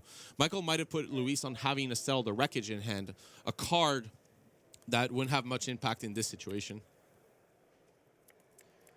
As things stand, Luis giving a good old shuffle to his hand here. Luis is going to slam the Aurelia Exemplar of Justice here and just attack. But I think Luis also drew Conclave Tribunal, essentially acting as the third Aurelia Exemplar of Justice here. Since removing a permanent on Michael's side is never going to be as interesting as unlocking another one. But yeah, Michael Burnett here has to top deck an answer to this Aurelia. Otherwise, we're going to the semifinals. Oh, sorry, Dezani's still in the game. Dezani's still playing, but we are still... Yeah. Looking at Luis Scott-Vargas locking up his semi-final spot here. It's 3 copies of Venerated Loxodon, 1 Plains. The Elephants, they can't stop the Angel, and, well, that land not looking too positive either. Michael Burnett here just making sure that he's not missed anything, but no, extends the hand. Congratulations to Luis Scott-Vargas. He advances through to our semi-final, the Hall of Famer in his 9th Pro Tour Top 8. A little smile from him as he picks up his cards. He will be just mentally and physically preparing himself for some more Magic, because Sunday, that's when he came to play. And we're going to get a chance to see some more Magic from our final quarterfinal now, that being between Jérémy Dezani and Kasper Nielsen. Nielsen from Denmark currently looking in good shape. Each of these players with a slightly more red-influenced white deck. I'd hesitate to call them straightforward Boros, but there's a little bit more color to these decks than just the straightforward white that we had going on the bottom half of our bracket here in this particular set of quarterfinals. Each player starting off with a Legion's Landing. Seems likely that one or both of them will transform fairly soon here. Dezani needing to get 2 wins on the bounce here in order to stop Kasper Nielsen being the one that gets through. Plenty of land to work with. Pretty decent looking hand, in fact, all told, for Jérémy Dezani here. He's got the lands that he needs, but he's also got things to do with those lands. Aurelia Exemplar of Justice, we saw its potency in the matchup on mere moments ago. And 5 toughness means that even the likes of, well, the Lava Coil that we see in Jérémy Dezani's hand would not on its own be enough. A very difficult threat for these white decks to deal with, given that they may find that much of the time things like Conclave Tribunal almost worth siding out. Yeah, but that's the thing, right? It's almost worth siding out until you realize, wait, my opponent has Aurelia Exemplar of Justice. I can't get rid of this this Conclave Tribunal is important. And yeah, here just going for Sky Marcher Aspirant. Looking at Kasper Nielsen's hand, that's a lot of lands. Yeah, this is a difficult situation. I mean, obviously having lots of land, not in abstract, always bad. If you're playing a control deck, you might want to hit land every single turn, but these are not control decks. Right, and if you want to look at the difference between the two, Luis, in the last game, both players look much better with 1 land than Kasper Nielsen here does flooding out. Luis taking the game down essentially on 1 land the whole game. Just 1 Plains until finally drawing the mana to play some top end. But here, Jérémy taking a huge lead with Kasper having many, many lands in hand. A Conclave Tribunal can answer the Aurelia, but I think Jérémy's going to be able to leverage this History of Benalia. So here, quite an advantageous position for Jérémy, but that Conclave Tribunal making it not extreme. Yeah, Nielsen, though, essentially out of gas. All he's got left in hand is lands, and this is the moment for Jérémy Dezani to pounce. Both the live totals currently 21, but it is Dezani who still has more threats to play. His History of Benalia has just popped, so he's going to be able to get a reasonable amount of damage in relatively soon. Yeah, here, Jérémy just considering the attack here. Well, the attack's really free, so Jérémy's going to swing in for 8 damage here with the 3rd chapter of History of Benalia. But just considering whether to Lava Coil or not the Aspirant, might as well give your opponent no option. There's no I mean, you could technically let your opponent block here, but yeah. And going with 2 Sky Marcher aspirants, this is quite the board state. Kasper's going to need something quite big to get there. Clifftop retreat, wasn't it? Yeah, this is, at this point, for Kasper Nielsen, for this game, I feel like part of what he needs to do is just his best Hollywooding to try and make sure that Dezani doesn't realize quite how straightforward a path to victory he has here. Gets the city's blessing, so those Sky Marcher aspirants now able to attack in the air, and everything's coming in. That Legion's Landing now becomes Danto the first fort, so the mana available for Dezani also turns into more creatures. Yeah, and there we go. There's an Aurelia Exemplar of Justice, but it seems like it's too late potentially here. If it wasn't for that Vampire token, Kasper Nielsen, huge draw here. Aurelia Exemplar of Justice, gain Kasper Nielsen free life, and allowing this Aurelia to potentially take over. Jérémy's going to need something, but that Aurelia is going to have to block with Kasper at such a low life total, and that Lava Coil will finish the Aurelia up by blocking one of the creatures plus the Lava Coil. So still, I believe here, Jérémy slightly ahead, but not as much as before. The Aurelia, really key card here. And Jérémy considering how to block, and I think here it makes sense to make the 1-1. Jérémy's priority is having power, while Kasper Nielsen's priority is having more life in order to get a board state. Alrighty, so Jérémy Dezani knocks on the top of his deck. Let's see what he's got. Just another land on top for him. Both these players flooding out a little bit, which makes their life harder than it might otherwise be. Everything coming into the red zone for Dezani here. And yes, there's the block that we, of course, knew was going to come from Aurelia Exemplar of Justice. Jérémy Dezani knew it too, and he had the Lava Coil ready to deal with the big flyer. So the life total's now 2 on one side, 22 on the other, and History Benalia off the top for Kasper Nielsen does not seem like it will be enough here. He just scoops up his cards. We are going to a decider. Jérémy Dezani squaring things up and meaning that now the place in the semi-final is all going to come down to one game. All right, so at this point, sideboards become very important. These players, they've played their main deck games. They've already played a couple of sideboard games, but we see here Kasper Nielsen going back to his sideboard, and we're going to go to his sideboard too. Let's have a look at his full list and see if we can figure out what might be coming in here. So we saw some of the honor. We saw Tocatli Honor Guard come in from Kasper. It's not. I'm not convinced all 4 copies will come in since 4 of Danto Vanguards come out, but then it becomes a little slimmer as to what you want to remove. So we might see some number of them, and we have Baffling End, definitely a card you want. Cheap removal spell, a little less effective against Jérémy since there's no Benelish Marshal, but still an efficient way to remove a threat. It's possible with the token presence of Dezani that Baffling End hasn't put in. Then a Johnny Adversary Tyrants and Experimental Frenzy, kind of interesting. With 1 Experimental Frenzy, I kind of like boarding that in. I don't really want to board in more. And then after that, Lava Coil, sometimes it's very similar to Baffling End. Neither deals with Aurelia, but at least Lava Coil can with a token. We're not going to see Banefire. We're unlikely to see Tajik Legion's Edge in this matchup, but Lyra Dawnbringer, the big Windmill Slam, the big bomb. If that comes into play and Kasper Nielsen untaps, it's going to be a very easy game. Yeah, lifelink, first strike, flying, all of these things good. And also, you've got Aurelia in your deck. You actually have an angel to pump up with the big legendary angel. So that kind of how things look on one side of our matchup. Let's see how things look for Jérémy Dezani on his sideboard. His sideboard, pretty straightforward. A couple more 4-ofs here. Legion Warboss, an interesting one. He's got another Aurelia Exemplar of Justice. We've already seen that he brought in Lava Coils. What else do you think we might see from this sideboard? Yeah, I think Legion Warboss is kind of going to stay at home. It's a very good card against the control decks, but not here. Honor Guard is kind of filler, so it would only come in if Jérémy can't remove enough other cards. But we already saw Jérémy board in the Lava Coil, so we're probably going to see all 3 here. I also saw the Wisp of an Experimental Frenzy, so probably 1 or 2 coming in. Definitely Aurelia Exemplar of Justice, though. The Headline Act, the third Aurelia here, very key. We saw already in that match between Luis and Michael Burnett how important those extra copies of Aurelia can be, and I think it's a really key card in these mirrors. Yeah, I'm going to be very interested to see how things pan out after this Pro Tour for people trying to figure out what decks are best for them to play on Arena, on Magic Online, at their local FNM, at their local events, all the way up to GPs and more, in terms of, well, clearly there's power in these white decks. How much do you want to move into red as well? Because there seems to be a real spectrum going on there. There are some lists that are essentially mono-white, like a pure mono-white. There are some that maybe have the almost free splash of some red spells in the sideboard. And then by the time that we get up to Jérémy Dezani's list, he is more true Boros. It is surprising how little consensus there is. There are 6 kind of white X red decks, the varying degrees of red, but they're not. They play the key. They all play the key cards, but they all take a slightly different approach. And over the coming weeks, we're going to see the metagame go towards the list that people prefer.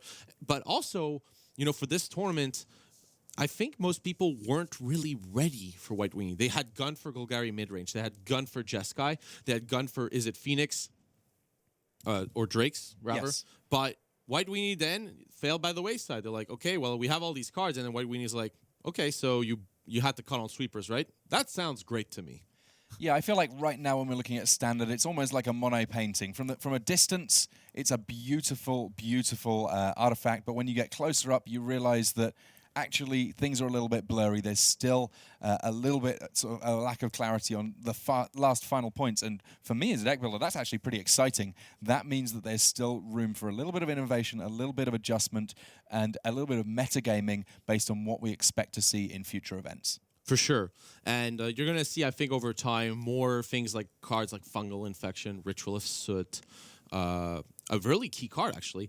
But a lot of these decks are already positioning themselves against it. Aurelia Exemplar of Justice doesn't fall to Deafening Clearance, doesn't fall to Ritual of Soot, or Golden Demise, or Avara, or even Find Finality. The 2/5 is so resilient and the perfect sideboard card to go over the top against all these decks that are trying to remove your Game 1 plan.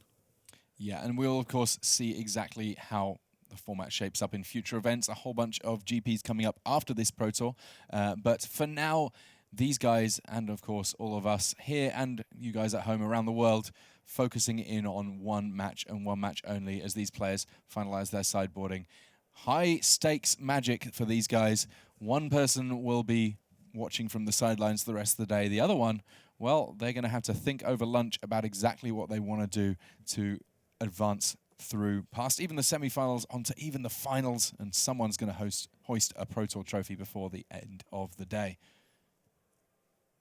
There you see Kasper Nielsen just sort of shuffling up, figuring out what he needs to be doing here. The play in the draw, of course, important. It was Kasper that was out ahead early doors.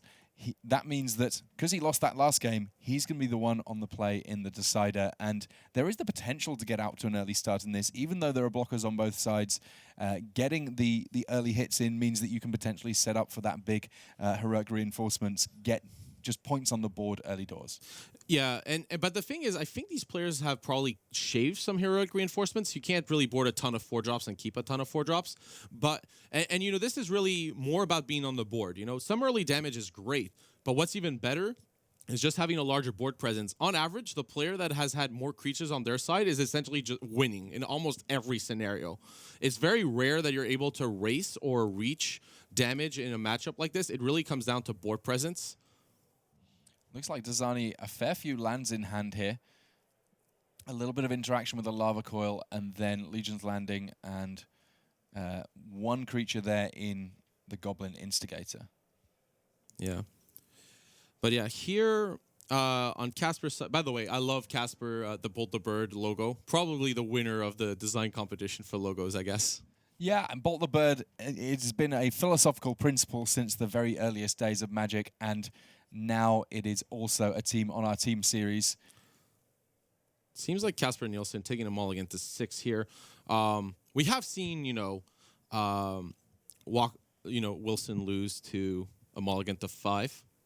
Yeah, I mean, there were a lot of mulligans in our first set of quarterfinals. Haven't seen quite so many of them in this second set where we've been in the booth here. But mulliganing, it's one of the interesting things to me about these white decks is because a large proportion of their cards are very similar to one another. It means that their draws are a little bit more consistent, and it means that I've not seen quite so many mulligans. Also, they're able to operate on a low land count, meaning that the one land hands aren't automatically hands that you send back. Yeah, but I believe Nielsen starting here with 2 Clifftop Retreats, and essentially those are going to act as Boros Guildgates and are going to allow Jérémy Dezani to take the front foot here with this Sky Marcher Aspirant into potentially Goblin Instigator, allowing the transformation of a Legion's Landing down the road. should Dezani choose to trade it, especially with a lava coil here. Dezani is able to have a nice 1-2 free punch and going to dominate the early game, but with very few options later down the path. So Dezani's going to be able to go Legion's Landing Lava Coil, which is a very good 1-2 free turn, but then after that, Dezani really needs to draw a high impact card to lock this one out. With a lot of lands in hand, Dezani really needing that big spell to get it over the top.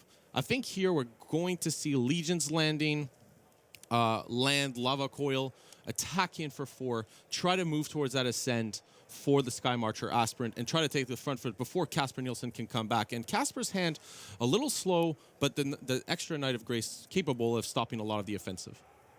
Yeah, it's been a very unfortunate draw for Kasper. In addition to the fact that he started off with those 2 Clifftop retreats, no 1-drops whatsoever, which meant that the second Clifftop retreat turn, essentially a full time walk for Jérémy Dezani. And even a Legion's Land, a Sky Marcher Aspirant here. A lot of flying power for Dezani, and this is one of the few, these Knights of Grace, great blockers, but not against the soon-to-be flying aspirants. Ascent giving the city's blessing to Dezani, and even with Dezani flooding out, 4 damage in the air, very important. Kasper Nielsen here really looking for a big angelic flyer to take to kind of come back here, rather than having to use Conclave Tribunals on the aspirants and not to deal with a potential Aurelia from Jérémy's side. Worth noting that Dezani right now completely out of gas, but for that Adanto the First Fort. Yes, he can make some more vampire tokens, but in terms of what's in his hand, it's all land all the time. And this means that Kasper Nielsen does have the potential to come back here, gets to play his Dauntless Bodyguard, convoke that into his first Conclave Tribunal of the game. That deals with one of the Sky Marcher Aspirants, halves the clock that Jérémy Dezani is able to present in the air. Yeah, and each draw is going to be huge for Jérémy here. Is that a Heroic Reinforcements? I believe it might in fact be, Eduardo, and if that's the case, then we could see that this game gets closed out very, very quickly indeed. Heroic Reinforcements on its own representing 4 damage, then all of the extra pump, and that enough for Jérémy Dezani of Team Hararuya Sword being on the offensive and able to get things done there, making the most of the stumbles from the other side of things, and the French Pro Tour winner will be in our semi-finals. Top decking Heroic Reinforcements for the win, just to get into the semis. Like, that was the turn. You know, if at any point Kasper starts drawing into Aurelia or even Lyra, then Kasper can take back, you know? Like, Jérémy doesn't have that much of a clock, but that Heroic Reinforcements off the top, able to get Jérémy Dezani through to the semis. Yeah, fantastic draw there for Jérémy Dezani, and we are starting to get a feel for how our semi-finals will look. All 4 of our quarterfinals in the books, and it turns out the players with the most Pro Tour experience in this second set of quarterfinals able to make it through. Luis Scott-Vargas, he was able to get the win there, and we've just seen Jérémy Dezani doing the very same thing. We have got our final 4 sorted, and that means that, well, for now, we're going to be heading back to the news desk, but do not go anywhere, because soon 4 will become 2, then will become 1, and we will have our champion here at Pro Tour Guilds of Ravnica.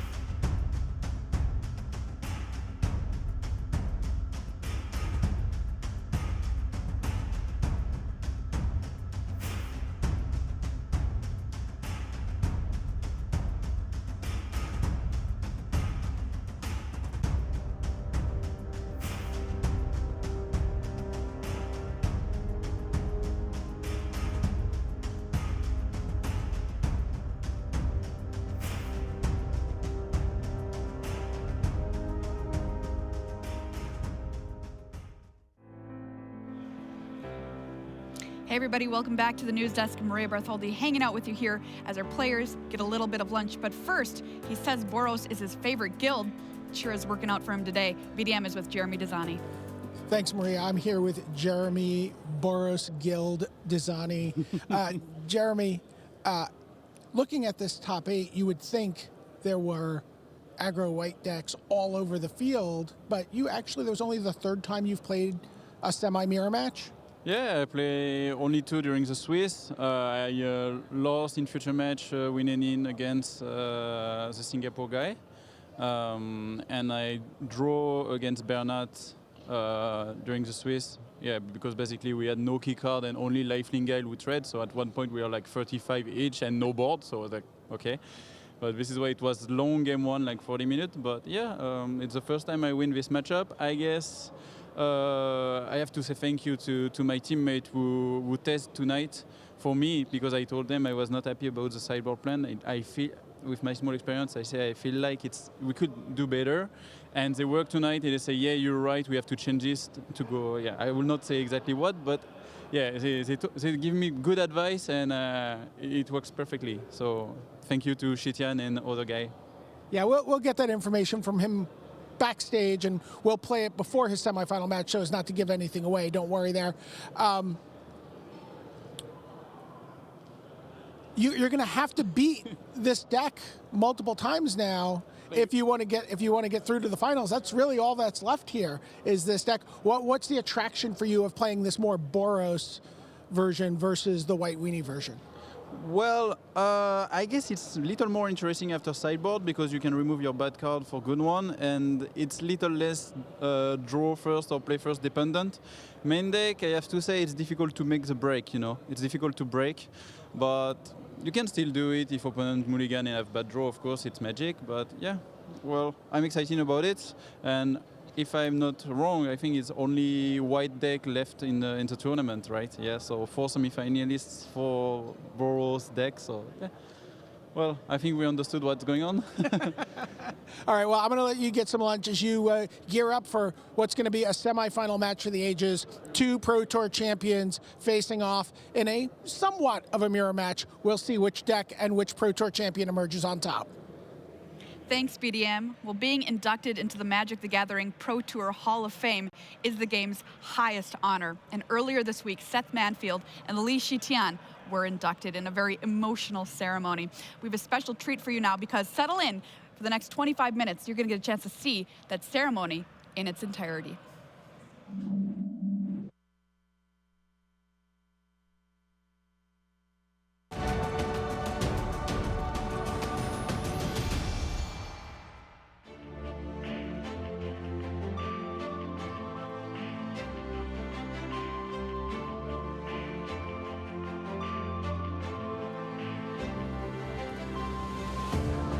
Hello again, everybody. Welcome to the induction ceremony for the 2018 class of the Magic the Gathering Hall of Fame. I'm Pro Tour historian Brian David Marshall, and honestly, I hope I can get as many of you as possible to sign my yearbook. And no, I wish I got to know you better or have a great summers this time. I want something personal this time, so please, take it seriously. But seriously, this is my favorite part of every Pro Tour season. As I stand at this dais looking out over a room of the greatest players to ever compete in the game of Magic, as well as the people who make the game we all love, I get to welcome a new class into the Hall of Fame while they share this moment surrounded by their friends and their family. So what does this moment represent exactly? It means that for the last 10 years at minimum, these players have dedicated themselves to being excellent at Magic. That's a dedication that can be measured in missed family functions and more time spent in hotel rooms and rooms like this than spent at their own homes. Often being able to play from one Pro Tour season to the next Pro Tour season comes down to one critical match, one key decision. And for 10 years, these players have found the correct line of play in high-pressure situations.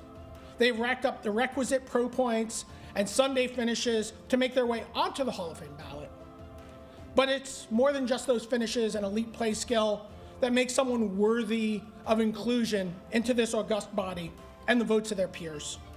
Integrity, sportsmanship, contributions to the game, these are all listed side by side with just being flat out great at Magic. And when it comes to the Hall of Fame criteria, both of these players today check all of those boxes. Each member of this year's class has been playing the game since they were very young. They both launched their Pro Tour careers with wins at the Grand Prix level. They've both assembled amazing teams of players around them. One is the type of deck builder who comes along once in a blue moon. And he takes great pride in making his teammates cry when I spoke to him about his greatest accomplishments. The other is someone who has simply been an unstoppable force on the Pro Tour since his breakout finish just a handful of years ago, which may or may not be timed with the birth of his daughter. I'll leave that for him to explain when he comes up here. And don't worry, if he's not quite ready to come to the stage on cue, Pascal, you're here to escort him if we need it. Pascal Maynard. So after devoting countless hours to play testing, to consuming and creating Magic content, finding those correct plays, and waiting on the ballots of their peers, these two players were finally selected to receive the game's highest honor. And it's my great pleasure to introduce you to the 2018 class of the Magic the Gathering Hall of Fame. Hong Kong's Li Shitian began playing Magic as an avid drafter at his neighborhood card shop. Later, as an exchange student in England, he decided to try his hand playing at the Grand Prix level. In 2008, armed with a Kithkin block constructed deck, he won Grand Prix Birmingham and officially graduated from the local draft queues to the global Pro Tour stage. For me, he's really this guy who shows up to the Pro Tour 4 times per year and always has the best deck. You know, I seclude myself for 2 weeks to practice for every Pro Tour, agonizing over my card choices and what's going to be the best deck. And then I feel like I finally get the answer when I see what Li Shitian and his team are playing.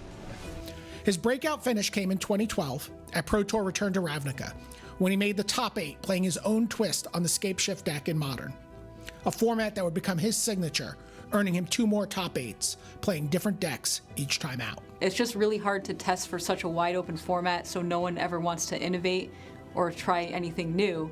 But then you see the top 8 and you see Lee with this Blue Moon deck, and we've not really seen anything like it before.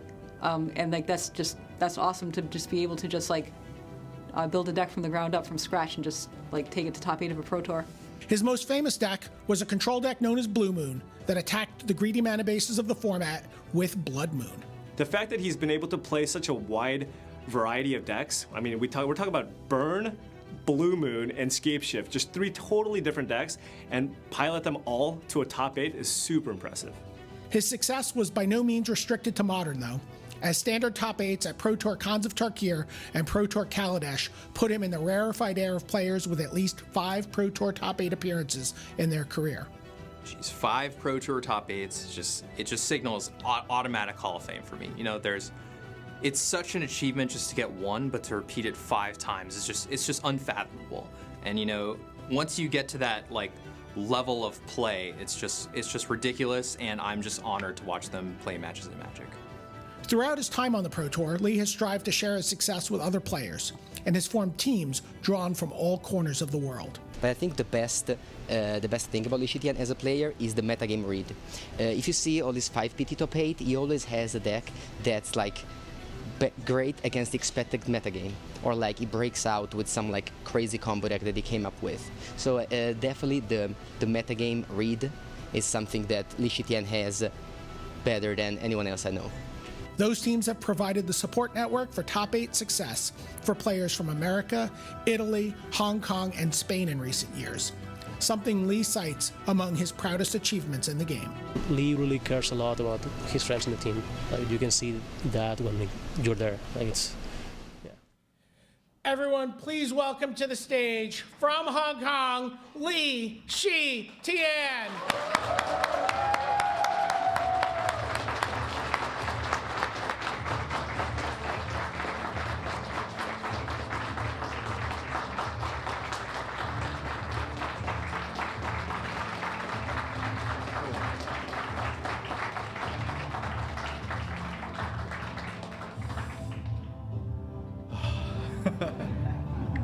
Hello, everyone. So I'm honored to be the first APAD Hall of Famer. I mean, come on, we all know Japan is not APAD. So what is APAD? APAD is a place that when everywhere is celebrating that we got increase in GPs, and we actually get our GP moved to Japan. And then when everyone is feeling sad about we are decreasing in the number of GP, we actually worry about our professional community does not exist next year. So this year we don't even have a representative in the World Championship. So the regional disadvantage actually highlighted how lucky I am getting all the help from the people around me. Today, I wouldn't end up standing here with my arguably subpar play skill among all the Hall of Famer, because I'm only the metagame reader. So I would like to thank them today. So first of all, is Mr. John Lai Singh. He's not here. He's the boss of MTG Mincard. He hired me for like 5 years, and then this is something that it provided me such huge support, like secure my living, my income. And I would like to thank the founding members of Team MTG Mincard, Chapman Sim, Kuo Jing, Huang Haoshan, and Am Sung Wook. We are crazy in love to form the team, and then we get sponsor from MTG Mincard, and like this is something that never happened before, and then I thank them for believing in me to have such a crazy ideas. And then next, I would like to thank Tomoharu Saito. The current team wouldn't exist without your help. Like I never seen anyone who has so dedicated their life to Magic more than you. So I think the world should recognize about it. And then I would like to thank my current teammates, Sen Takashi, Andrea, Simon, Yami, Javier, Kelvin, Jason, Kakano, Jérémy, Eduardo, Raf, and Anthony. Like forming this international team is one of my biggest achievements. We almost had to disband the team after last Pro Tour. As like most of us cannot commit to just cannot commit under the system. So, but now today we have a current world champion among us, and then we have we have the current world champion, and then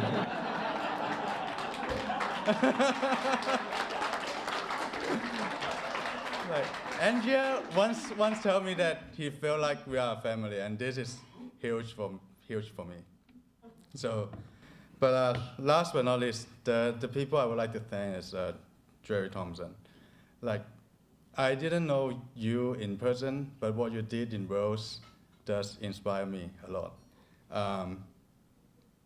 There's problem in the system now. Under the system, Asian players are quitting.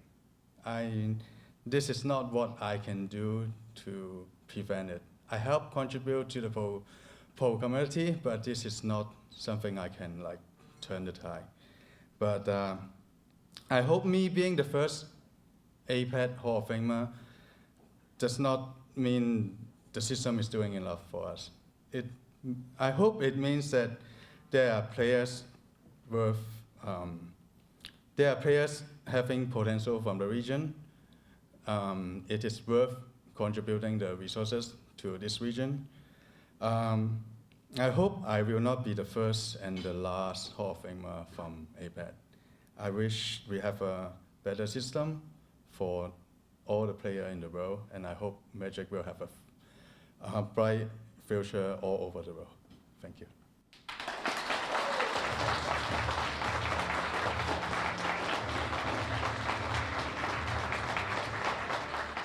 Seth Manfield of the United States found himself drawn to deep strategy games as a young child, no doubt helped by his father's status as a bridge world champion. So what makes Seth the player he is his strategic mind. He has just the capability of seeing a game on turn 3 and figuring out where it's going to go by turn 8. His technical game is a little wonky to get there, but that's just why he does so well so often, is he just grasps the full picture of a game much better than most people I know. It was no surprise that he settled into competitive Magic at an early age, competing on the Junior Super Series and the hyper-competitive Mid-Atlantic PTQ scene. There are frequent times where I'm watching Seth play, and he makes a play, and I'm like, that just seems completely wrong. And then 2 turns later, I'm like, wow, his opponent had that one card that made that play actually the right play. And so I think he's just amazing at like sussing out what his opponent has and making sometimes unconventional plays to play around like what he has picked up on. I think he does that better than almost anyone in the world. He won a blue envelope for Pro Tour Kobe in 2006, but was unable to attend. The following year, he won Grand Prix Daytona Beach, defeating future Hall of Famer and bridge player Paulo Vitor Damarosa in the finals, and his Pro Tour career was underway. And I remember they were announcing who was the winner, and I knew that like the winner was playing against Paulo in the finals, and the winner was this kid, Seth Manfield, and I was like, who's this kid? He looks so young and like a kid. And then my friends were like, oh, he's like actually a really good Magic Online player. He's like won tons of Magic Online events. He's really, really good. And I was like, all right, cool. While Seth would put up impressive numbers at GPs with 5 wins against 16 top 8s, a breakout Pro Tour finish would not come until Pro Tour Fate Reforged in 2015, when he made the top 8 in the modern format with his burn deck.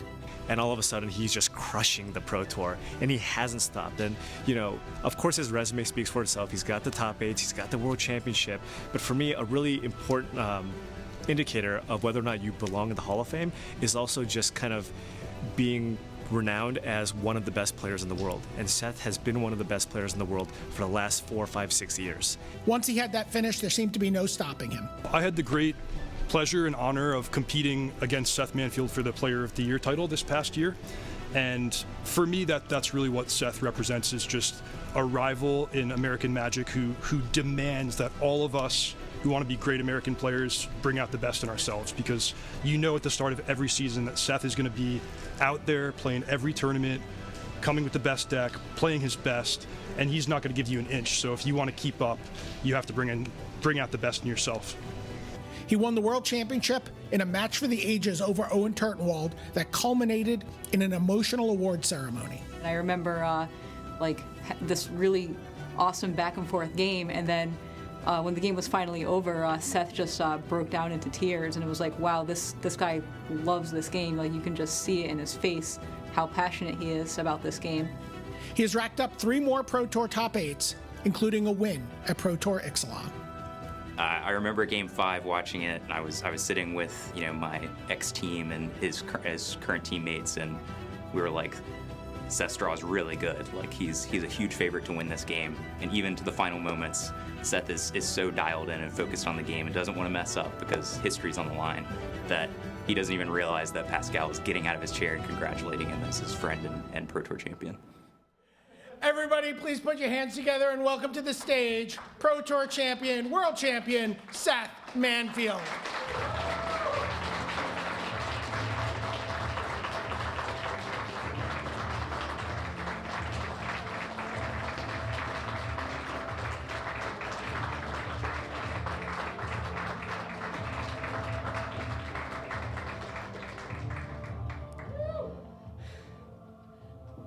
Standing here right now before everyone here, this is surreal. I wish I could thank every single person who has been with me throughout this journey to reach the Hall of Fame. And I want to just thank a few people. Sorry if you're not one of them. That doesn't mean I don't. I'm not thinking of you, but first of all, to my girlfriend and my daughter's mother, who's unable to attend this ceremony. She was planning to, but she ended up getting sick. Don't worry, she's fine. But thank you, everyone who has been thinking about her and my mental health, because whoever has been around me testing knows that my mental health is not the best. But I would also like to thank my daughter, my family, my close friends, my team, and TCG Player for helping, supporting me, surrounding me, being great people throughout this journey.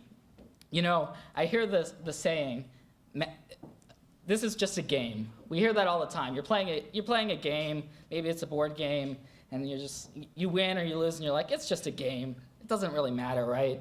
But to me, Magic has become so much more than that. You know, I first started playing Magic when I was a little kid,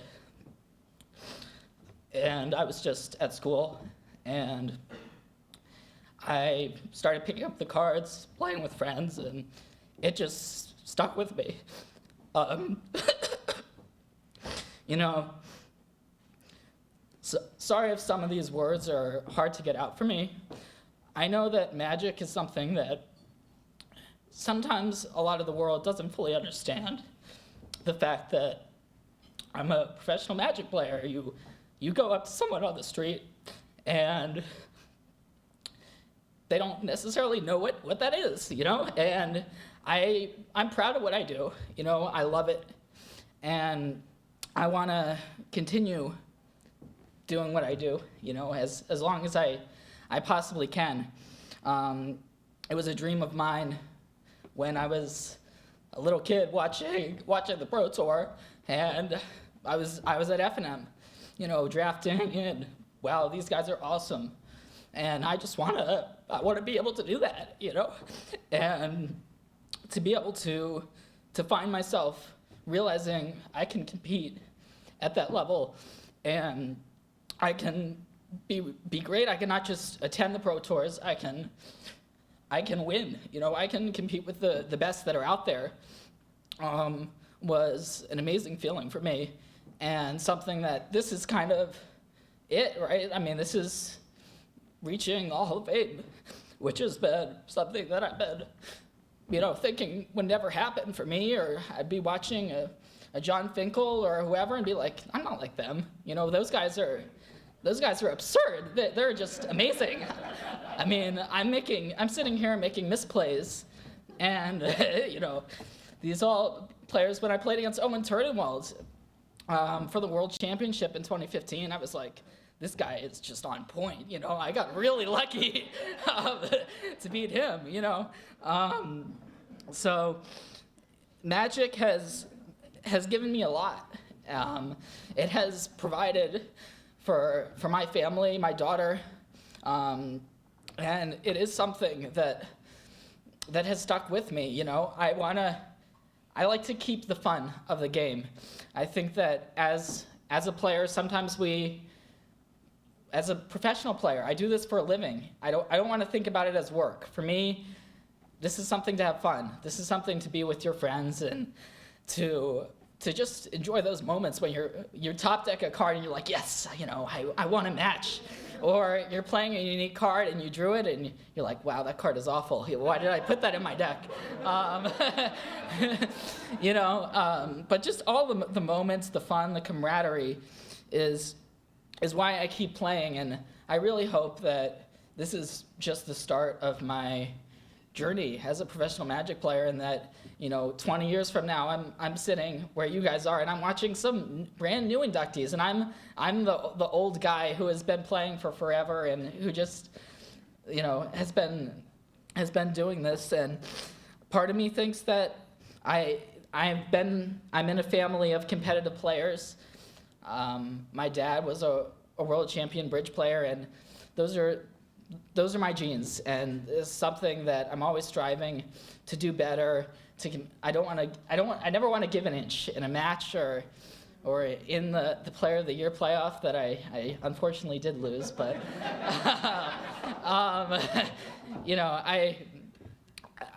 it's been a whirlwind journey for me, and it's occupied almost all of my life, this one game.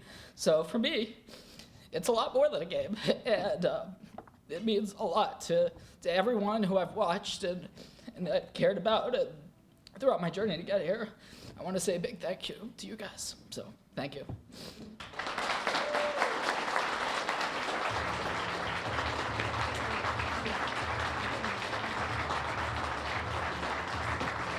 If we could bring Lee back up on stage.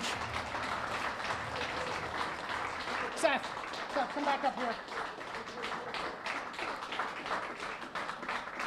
Worth mentioning that Seth's mom recently won a major bridge event as well. So it comes from both sides of the family tree. Great job, Melanie. Everybody, it's my great privilege to present to you the 2018 class of the Magic the Gathering Hall of Fame. Let's give them a huge hand of applause. Let them take pictures. There we go.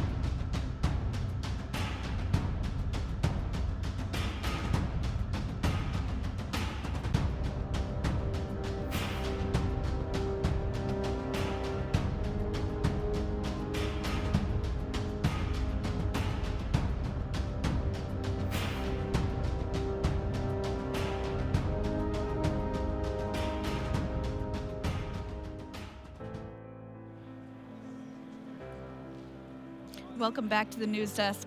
You might know him as a Hall of Famer. He's got 9 Pro Tour top 8s, 7 Grand Prix top 8s. He's a frequent streamer, or you might know him by his iconic yellow hat. It's time to get to know Gabriel Nassif, the entertainer.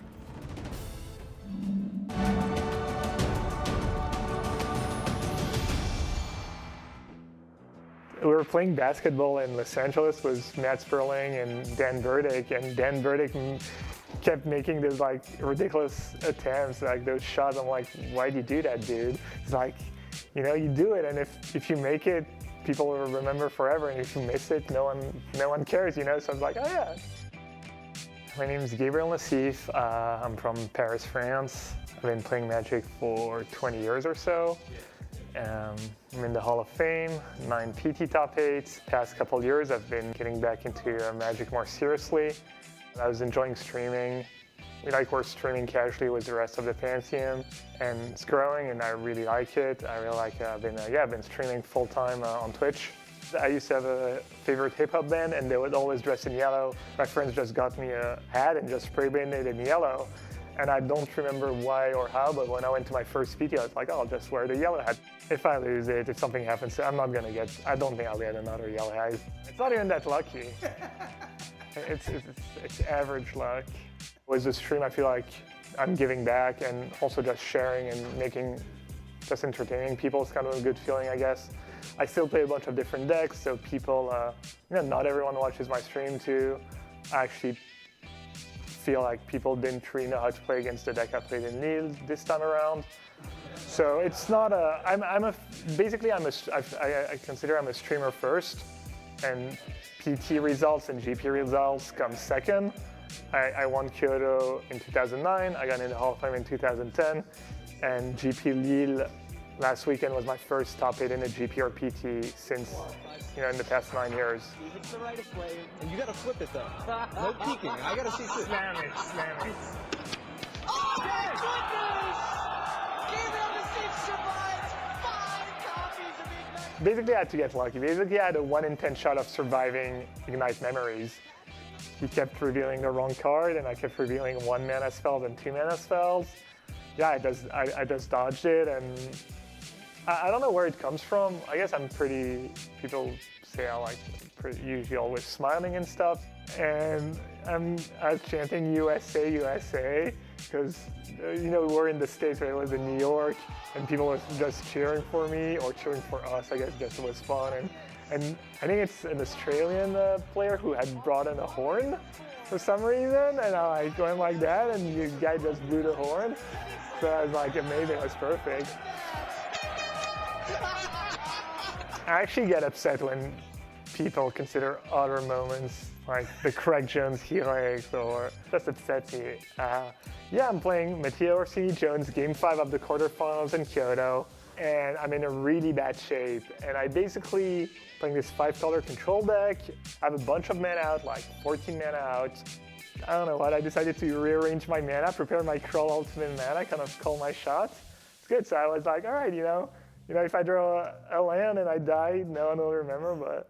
So I rearranged the mana, 9 mana ultimatum, and I slide the card down, swirl, and Crawl Ultimatum, and there it was. And ultimatum! Off the top! Wow! Unreal. I mean, I was just like, I couldn't believe it, but. And just won me the game. Kai, no question about it. This is one of the best players in the history of the game, winning yet another Pro Tour. I actually like that one better. Chapin one I like, but I ended up losing the match. Whereas the one in ours, I beat Matteo and I won the PT, so I like that one much better. Oh yeah, the Heezy. So send the hand, yeah. Yeah, I guess so, I don't know. Just fun, act a bit stupid. People usually like that. It's fun.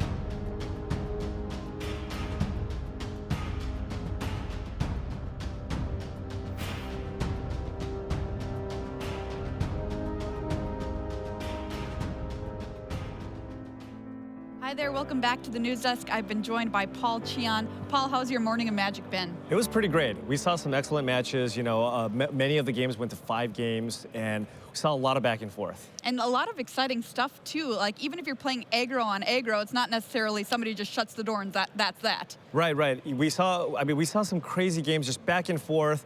So there was even some board stalls, but I think one of the highlights that I saw was Yuya Watanabe basically dead on board on a following attack. His opponent's at 17 life with 2 Enigma Drakes in play, and he finds a way to deal 17 damage in 1 turn. All right, let's take a look at our bracket, where we've been this morning and where we have yet to go this afternoon. Take a look there. It is your top 8 bracket. Our quarterfinals this morning featured Wilson Mock on Jeskai Control versus Andrew Ellenbogen on Red-White Aggro. Andrew came out on top there, but Jeskai Control, you know, put up a bit of a fight. And if I'm playing Red-White Aggro, I've got to tell you, Paul, I'm a little scared of Jeskai Control. Yeah, I think Wilson Mock coming into this top 8 was very, very happy. I think he did a very good job of just carving through a field full of white aggro decks, and one of the most important cards in that matchup being Deafening Clarion. Absolutely. And I think given that, you know, the success of the white aggressive decks in the format, you know, it's not like there's no way to attack this deck. There's plenty of ways. You know, I've heard many different people say that, you know, mono red is the way to attack it. Guess what? Goblin Chain Whirler is still in the format. Yeah. Still kills all those 1 toughness creatures, and just you might see a few more sweepers and a few more ways to deal with Adanto Vanguard, which is an extremely difficult creature to remove. All right, let's take a look at some of our other quarterfinal matches from earlier this morning. Yuya Watanabe versus Tae-Jun Hao. Tae-Jun Hao came out on top there. Once again, our kind of outlier deck in Is It Drakes, dispatched by Red-White Aggro. Yeah, again, I think coming into this tournament, the reason to play Is It Drakes was to feast on the other slower mid-range and control decks in the field. So if you're expecting a field full of black, green, and control, which there were decent amounts of, that's when you want to play the Drake deck. But in a field full of white aggressive decks, I think the deck does tend to struggle a little bit because the white decks can just put so much pressure. In Game 5, Tae-Jun Hao mulliganed to 5, didn't play anything turns 1 or 2, and won very easily. Yeah, so shows the power of that deck. Exactly. Too. All right, let's look at some of our other quarterfinals. We just recently saw Kasper Nielsen and Jérémy Dezani playing, and it was all red-white aggro. In this case, Jérémy Dezani's Boros aggro build came out on top here. And Michael Burnett versus Luis Scott-Vargas. Once again, this was a mirror match, and Luis kind of had some very good mirror breaker cards in his main deck as he came out on top there. Yeah. Talk a little bit about that. So absolutely, I think going in, again, if there are many different flavors of this white aggressive deck, there's a lot of actual 1-drops that you can choose from, and you can have different strategies based on that. And what Team Channelfire opted to do is go for a life gain strategy. They're playing 4 copies of Healer's Hawk. They're playing 4 copies of Legion's Landing. On top of that, they also have 4 copies of Leonin Vanguard, which then gets to kind of power out their 2-drop, their secret tech 2-drop, which is Ajani's Pridemate, and you got to see that in the top 8. Turn 1 Healer's Hawk into turn 1 Ajani's Pridemate, and I had dinner with those guys yesterday, and they were like, there were like 15 of them. They're like, all right, who had the biggest Pridemate at the Pro Tour? And I believe it was a 12-12 from Sam Black. Wow, Yeah. that's awesome. Cool stuff there. Let's take a look towards our first semifinal coming up. Andrew Ellenbogen versus Tae-Jun Hao. All right, let's take a look at Andrew Ellenbogen. There he is on your screen from the United States. This is his first Pro Tour top 8. 3 Grand Prix top 8s, more than 600 Grand Prix matches played, so this guy is a grinder. Let's take a look at the deck that he's decided to bring to this tournament, Red, White, Aggro. And you'll notice like a pretty significant card here that's been talked about all weekend, Heroic Reinforcements, not here. Right.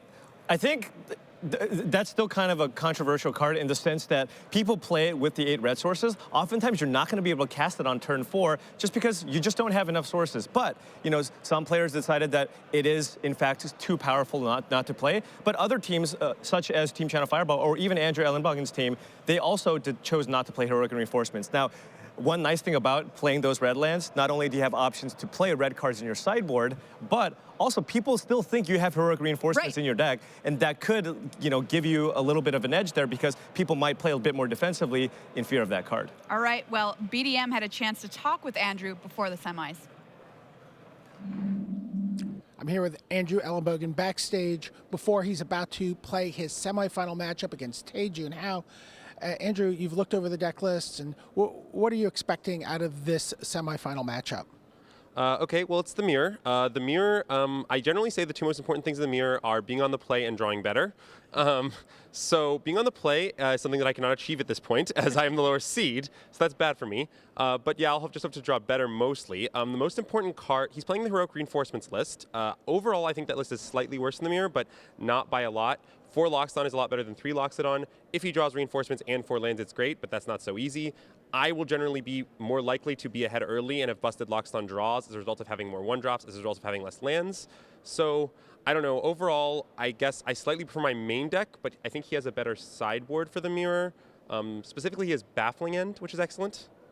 Baffling End is a permanent, and it also exiles Benalish Marshal. Being a permanent is very important for Ascent, and I don't have a cheap way to remove Benalish Marshal. Doesn't tap my team like Tribunal. So is this something like you were talking about earlier about that sort of dancing that ends up happening after sideboard? Yeah, well, there might be some dancing. He has Settle in his sideboard. In my experience, Settle's pretty telegraphed and not great in the mirror, but I presume that he has a different experience given that he's playing it, because I can't imagine what else it would be for. It might be good with a Lyra plan, though, that he also has. I don't know. I've never played against Settle in combination with Lyra prior to this, but I guess we'll see how it plays out. Yeah. All right, Andrew, good games the rest of the way here at Pro Tour Guilds of Ravnica. All right, that is Andrew Ellenbogen. Let's take a look at his opponent, Tae-Jun Hao, and learn a little bit more about him before the semifinals. He is 30 years old, from Singapore, a silver pro. Says one of his favorite Magic memories is watching his teammate top 8 at Pro Tour Dominaria, and now it's his turn. Let's take a look at his deck, as it does differ from Andrew's a little bit, but still, once again, red-white aggro here. And we're choosing a few different cards, Rustring Falcon in this build too. Good old trusty Rusty. Tae-Jun Hao playing for a few more of the evasion creatures, and part of the inclusion of having a card like Rustring Falcon is that you get to get a little more protection from effects like Goblin Chain Whirler. On top of that, in the head-to-head against other decks with Healer's Hawks, you come out a little bit on top. Toughness. Right, you can play a little bit of extra defense. But I think the important thing is just having that extra evasion in this deck where you do have the ability to, pump it up in many different ways. You have cards like Heroic Reinforcements and the Venerated Loxodon on top of the Benalish Marshal.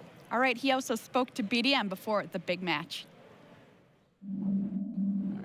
I'm backstage with Tae-Jun Hao before his semifinal matchup against Andrew Ellenbogen. You got out of the quarterfinals against Yuya Watanabe. That had to have been an intimidating opponent to face in the quarterfinals.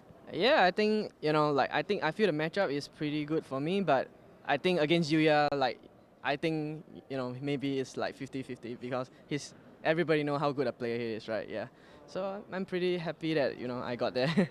Yeah.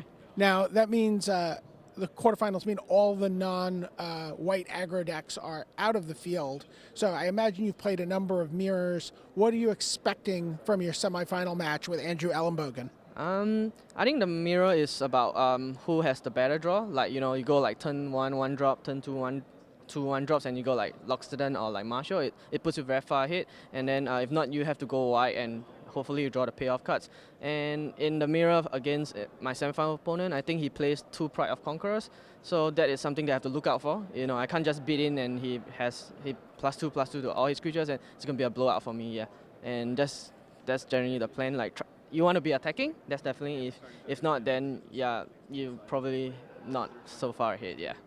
Now, what about after sideboarding? Have you looked at all about how you might sideboard and how he might sideboard? After sideboarding, I think if I'm on the draw, I'll probably try to be more passive, have a passive plan, try to go big, bring the Lyras and 1 Lyra settle, and try to answer his threats, and then on the draw, on the play it'll be the same thing, right? I try to be more aggressive and take out the bigger stuff and try to put some pressure before he builds his board. Yeah. All right, Jun Hao, good games the rest of the way here at Pro Tour Guilds of Ravnica. Thank you. All right, there you have it. Paul Chian, who do you like in this matchup? Who's going first? Yeah, I think that's the most important thing. Honestly, if you take a look at their list, they're extremely similar, and I think the player on the play just has a significant advantage because you're the one who's being the proactive player. You're the first one to play Benalish Marshal, being able to attack. You're also the player who's able to play Heroic Reinforcements. A card like Heroic Reinforcements, not as good on the draw when you're on the back foot and you're looking to trade creatures and you're on the defensive. So I think that's really the most important thing. You know, we talk about, when we look at Luis's matchup, we talk about how there's a lot of life gain involved. You can actually have a big creature that can block everything. That's not necessarily the case here. All right, well, it's time for our first semifinal here at Pro Tour Guilds of Ravnica.